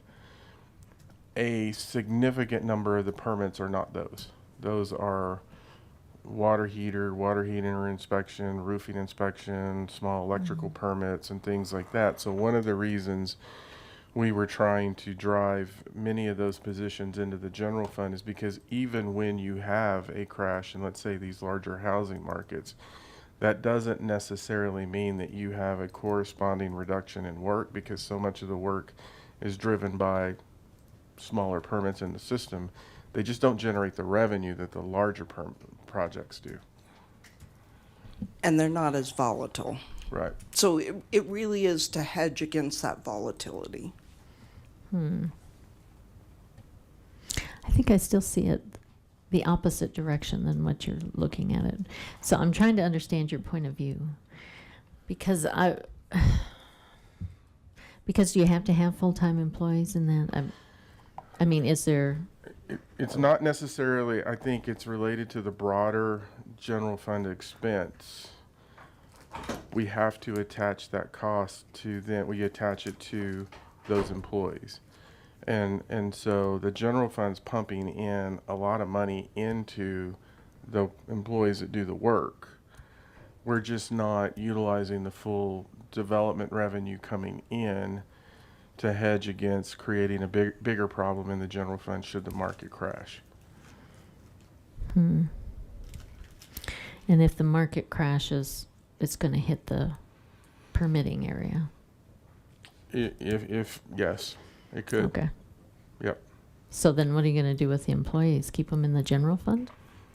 That's why we've been incrementally, prior to the last few budget years, trying to bring them into the general fund when we had revenue capacity. We have just had some really bad budget years where we weren't able to continue that. Is there any advantage to the employee? I think it's more related to the work that we're performing, because in the event that we lost the revenue, those positions are, so when we look at the IDR and what we're spending it on, we have one-time funds that we use IDR for. We have, and so we would start by reducing the one-time expenses to try to manage down and not touch the positions. But if it got bad enough, then you would actually dip into those positions, and then we would have to be evaluating what is it that we do, and coming back to council with a different conversation. Well, this is what puts the fun in fund accounting. Yep. Okay. All right. I think I see where you're coming from. So that's all the questions I had about the policies. But I do have one other suggestion when we're going to talk about the public hearing. I think it's a public hearing thing, unless you'd like to hear it now. Doesn't have to do with your policies. So I don't know what's next. Do you have something else to present? Nope, it'd be the first public hearing. Oh, okay. Well, let me just segue gently to say that I was thinking about this because we approved the LDDA IGA. And one of the things that's on their budget is the wayfinding, which only goes in the LDDA area. And when we're looking at the Sundance Festival, I think it's important that we have more wayfinding throughout the city, particularly at the perimeters, pointing them into the city. And I'm wondering if there's room in the budget to add a city portion for wayfinding. Yeah, why don't you take that, and then. Thanks, Mayor Peck, Councilmember Christ. There is a CIP budget for wayfinding for the rest of the city. That's $50,000 each year in the CIP. So we just haven't really activated that, particularly, over the last couple of years, small projects here and there. But you How raise much a- does you raise a good point. 50,000 buy, if you don't mind me? It's a good amount of signage, you Okay. know. So, And so for the total project of everything that Kimberly has planned, how much is that going to be? That's a good question. I think we're still collaborating about what that means. And we have so far, and we've worked with the DDA on their wayfinding, and so we're getting ready to push the city side of all of that. But the city does have funding, ongoing funding in the CIP for wayfinding, and so we can certainly take a look at that. So I think 50,000 in 26 and 50,000 in 27. Plus whatever we've pulled over in the last few years. So we've had some carryover funds. We also have so I have a contingency that we can use if it shows itself. The one thing that we're starting on the wayfinding conversation is signage is an interesting world for us right now. So we have gone from a point where we used to make our own signs internally, and then the cost structure shifted to where it was less money if we went and purchased it from somebody that made signs. And similar to what we're seeing actually that we saw in the custodial world is the economics is starting to shift. So Jim and I have started having conversations about, does it make more sense financially for us to start stepping back into that world, which will then actually allow the 50,000 to go further. And when we're looking at signs coming into our community, then if it is on CDOT areas and other things, then we have to work in partnership with CDOT for the right approvals in terms of where it's located. So we're actually starting, we've started that conversation, I think it was about a month ago, of where are we really envisioning signage. Also lets us get potentially a little bit faster in replacing signs, and so we're starting that conversation now. Hey, Harold, one other thing I would mention is that we've just been discussing this with our brand new transportation planning manager, Cammie Edson, and she's getting her arms around what does that mean and what does it look like, and she's definitely prioritizing this on her list of new things to be working on. Nice, thanks. Yeah, and my frustration is I drive through town and see signs that don't look great. And so it's a different CIP. And I think that's the other thing in wayfinding. It is also embedded throughout different budgets. So when we do a park project, there's a wayfinding component and the signage component associated with that project. So there's also funds embedded in projects and operating budgets throughout the city. I see Mr. Angstad looking at me. I can't tell if he's pleased or saying, stop. We just finished with the roads, right? And they do look beautiful. So it's CDOT then that would have to decide for the, like when we're talking about the gateways into the town, those are usually. Yes, they have to approve. So the signage that you see when you're coming in, the rocks with the river, Sandy spent a considerable amount of time not only building the design of that, but then working with CDOT in terms of location, placement, what it looks like, and in many cases had to actually work with private property owners so that we got it out of the CDOT right away. Thank you. All right, so glad to just open the conversation and keep talking about this. If it's okay with council, since you teed up the conversation, council's been talking to us about, well, what about Sunset? And our Sundance, not Sunset, Sundance. And so we are fortunate that we have two people on staff that have dealt with very large events similar to Sunset, specifically the Aspen Food and Wine Festival. And that would be Jen Uten and David Hornbacher, who both came from Aspen. And so David and Jen are starting the work of building a team internally to look at those issues. And just to prep you for what's coming on this, one of the things that they told me that Aspen did is when Food and Wine Festival happened, they stopped capital projects during that period of time to not impact folks. And so it is going to force us not force us, we will be rethinking how we operationalize many of our capital projects to not impact their work. They're going to work with Sarah at Visit Longmont. Sarah is a primary contact in terms of that. So the team is coming together, and then also there's cross-county teams starting to be built in terms of working on that project. Think of public safety working with each other, city managers working with each other, because there's going to be many different variables related to that event. I lived out of state at a place where in January and February they had a Let's Wine About Winter event, and all the businesses participated. You bought the glasses, and you collected your glasses of wine. So anyway, it was fun. Thank you very much for this presentation. It gave us a lot of information that we'd never seen before. So thank you very much. We are now on, we need to have the public hearing on this item. Right. So I'm going to open up the public hearing. Is there anybody in the audience that would care to comment on 2026 proposed budget presentation? Seeing no one, I'll close the public hearing and ask for a motion. Second. Yeah, what is this motion? Adopt? No. No. We'll bring that later. Okay. Yeah, those Never mind. Yeah. sorry, I thought we were. I am. What is the motion? No, we don't have any. I don't think there is a motion. No. Got it. So like at the end of most of our budget presentations, we do ask if you guys have any other questions, comments, or anything additional that you'd like us to bring in a future agenda. No, I think we're good. You told us what you were going to bring, and it's great.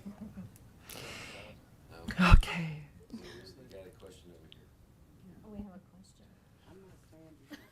Yeah, we've got work in the morning. Yeah, Popkin. Thank you, Mayor Beck. I just have 14 questions. I have one question. Regarding the administrative transfer fee, we talked about that with regard to the airport before, but in terms of how that is calculated across all of the other funds, I guess it's two parts. One, how unique is it that the airport is splitting with it? Does that happen with a lot of other departments that's share, like it's split 50% or a different percentage or not? And then the second question I'll ask both, and you can answer however you want. How is the overall, and this relates to the email exchange, Teresa, that we had over the last 2 days, how is that calculated on a kind of a fund by fund breakdown? Because when you shared those numbers, they were very wide ranging. Yeah. Councilmember Popkin, Teresa Malloy, Chief Financial Officer. So let me answer your second question first, I guess. So it is calculated very much the same way. It is all based on the services that are provided to each of the funds. And as Sandy mentioned, those services can be calculated in a number of different ways depending on who it is that's providing the service and what that service specifically is that's being provided. And so the model that you referred to in our email is the model that factors in those different inputs. Yeah, correct. And so yes, it can vary from year to year, depending on the fund and the level of service that that fund requires from the general fund support. And so then it is the model sums it all up to provide an overall fee to the utility funds. And then in terms of the 50% split? Yeah. And so the airport is the only one that is not paying their full transfer. Okay. Thank you very much. That's all. Thank you. Teresa, Public Safety Fund? What? Well, so we do not charge the Public Safety Fund, and we do not charge the DDA at all.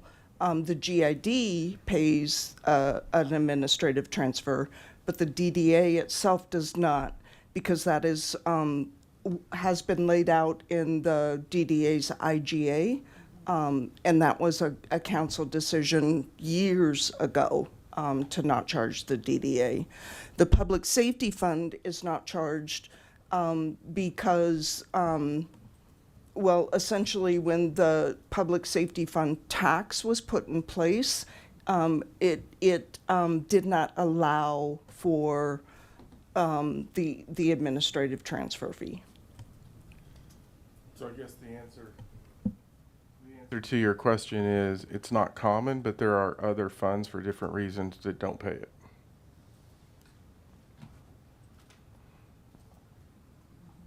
Right, but of those that do, the airport is the only one that is paying a portion of it. Right. Thank you, ladies, our finance team. We are now at the compensation review for employees appointed by council, and I have 3 motions to make. The first one is a repeat of this morning. And, it felt like this morning. The first part of the meeting. I move to compensate the city manager at 101% of the market for his position, or $342,347, consistent with the city's philosophy on compensation. In addition, I move that we give the city manager 120 hours of additional vacation or the commensurate pay as exceptional pay. Can I have a second? It's been seconded by Councilor Yarbrough. Any discussion? Let's vote. And it's 120, let me just make sure, 120 hours? I'll read that again. I move that we give the city manager 120 hours of additional vacation or the commensurate pay as exceptional pay. I just want to make sure I got it. You did.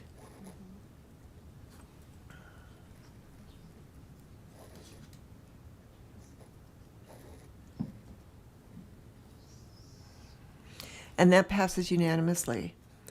The second one, I move to compensate the city attorney at 101% of the market for his position, or $279,303, consistent with the city's philosophy on compensation. In addition, I move that we extend the city attorney's severance to 18 months and also give the city attorney 120 hours of additional vacation as exceptional pay. Seconded by Councilor McCoy. Is there any discussion? Let's vote.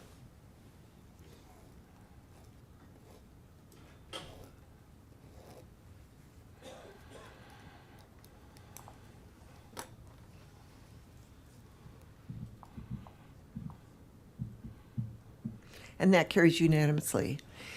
I move to compensate the municipal judge at 101% of the market for his position, or $219,501, consistent with the city's philosophy on compensation.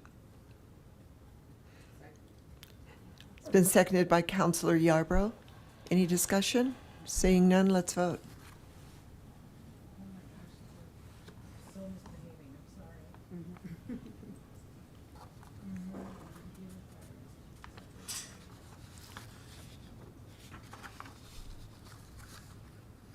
And that passes unanimously. Thank you, and thank you for hanging in there with us. Harold, Eugene, and Judge Frisk, wherever you are. And I am glad that I mentioned at the very beginning, even though it was a horrible mistake to read that out loud, but that the city manager's position also was the director of LHA. So we are now at City Council. Oh, I'm sorry, yes, final call, public invited to be heard.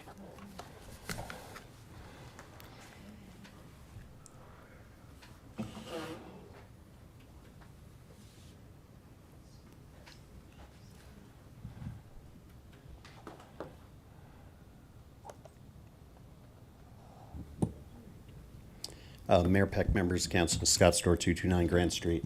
I've just handed Dawn a little bit of a handout. The Councilmember Popkins spoke a little bit earlier about the airport saturation numbers of planes or what have you. I suggest we take a look at what's already exists within the city documentation. We're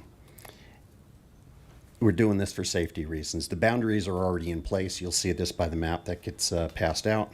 The size of the pattern has a direct impact on the surrounding community. What's currently happening is not the pattern. The pattern's supposed to be half mile to 3/4 mile turn downwind and then circle back.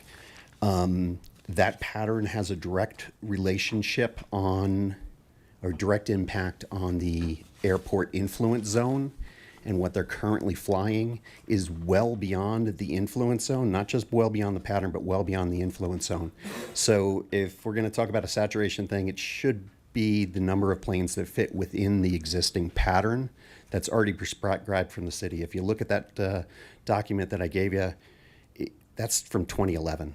So it's been here for a while. It's great to see. Let's just pay a little bit of attention to what already exists, and I think we can do this. Flying beyond the pattern.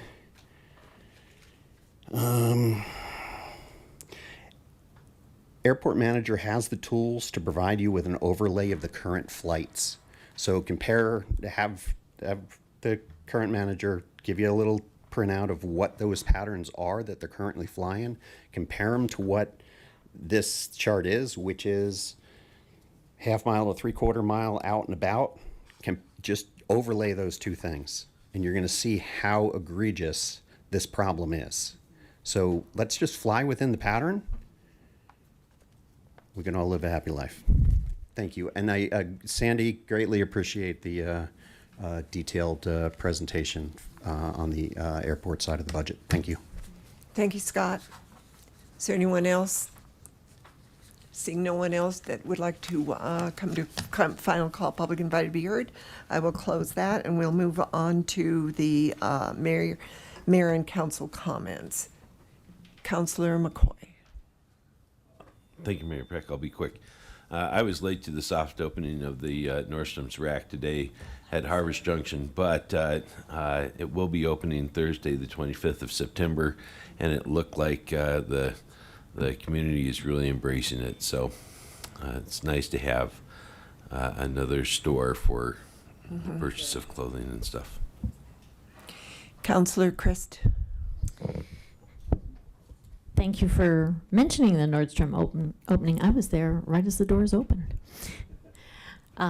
Okay, so it was in our minutes from last meeting, and I just wanted to mention about T.G. Lewis. I don't know if you all know him, that we worked do. with LPM, and he came to talk to us about how great LPM is, and he's done so much for the community. He's really shared his talents, especially later in life, and he was killed in a motorcycle accident. So, yeah, last week. He was looking forward to that vacation I as know, well. I know. In Kansas. Yeah, yeah. So I just want to have a fond memory of him and say how much he had done for the city and how much we appreciated him. Thank you for that. Councilor Popkin.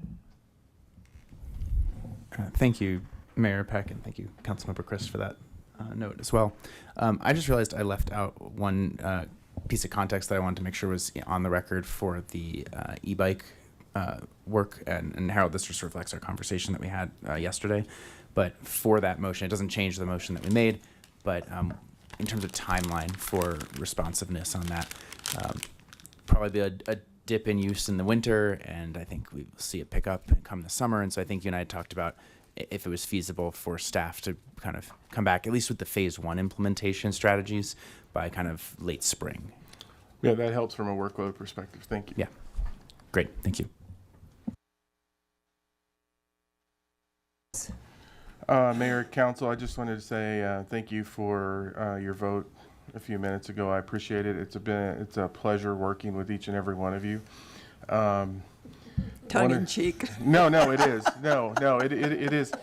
It is a pleasure working with each and every one of you. I think having an organization and a council where we can be creative, thoughtful, is rare today, and it brings enjoyment to me as one of your staff members, and I think everyone in place.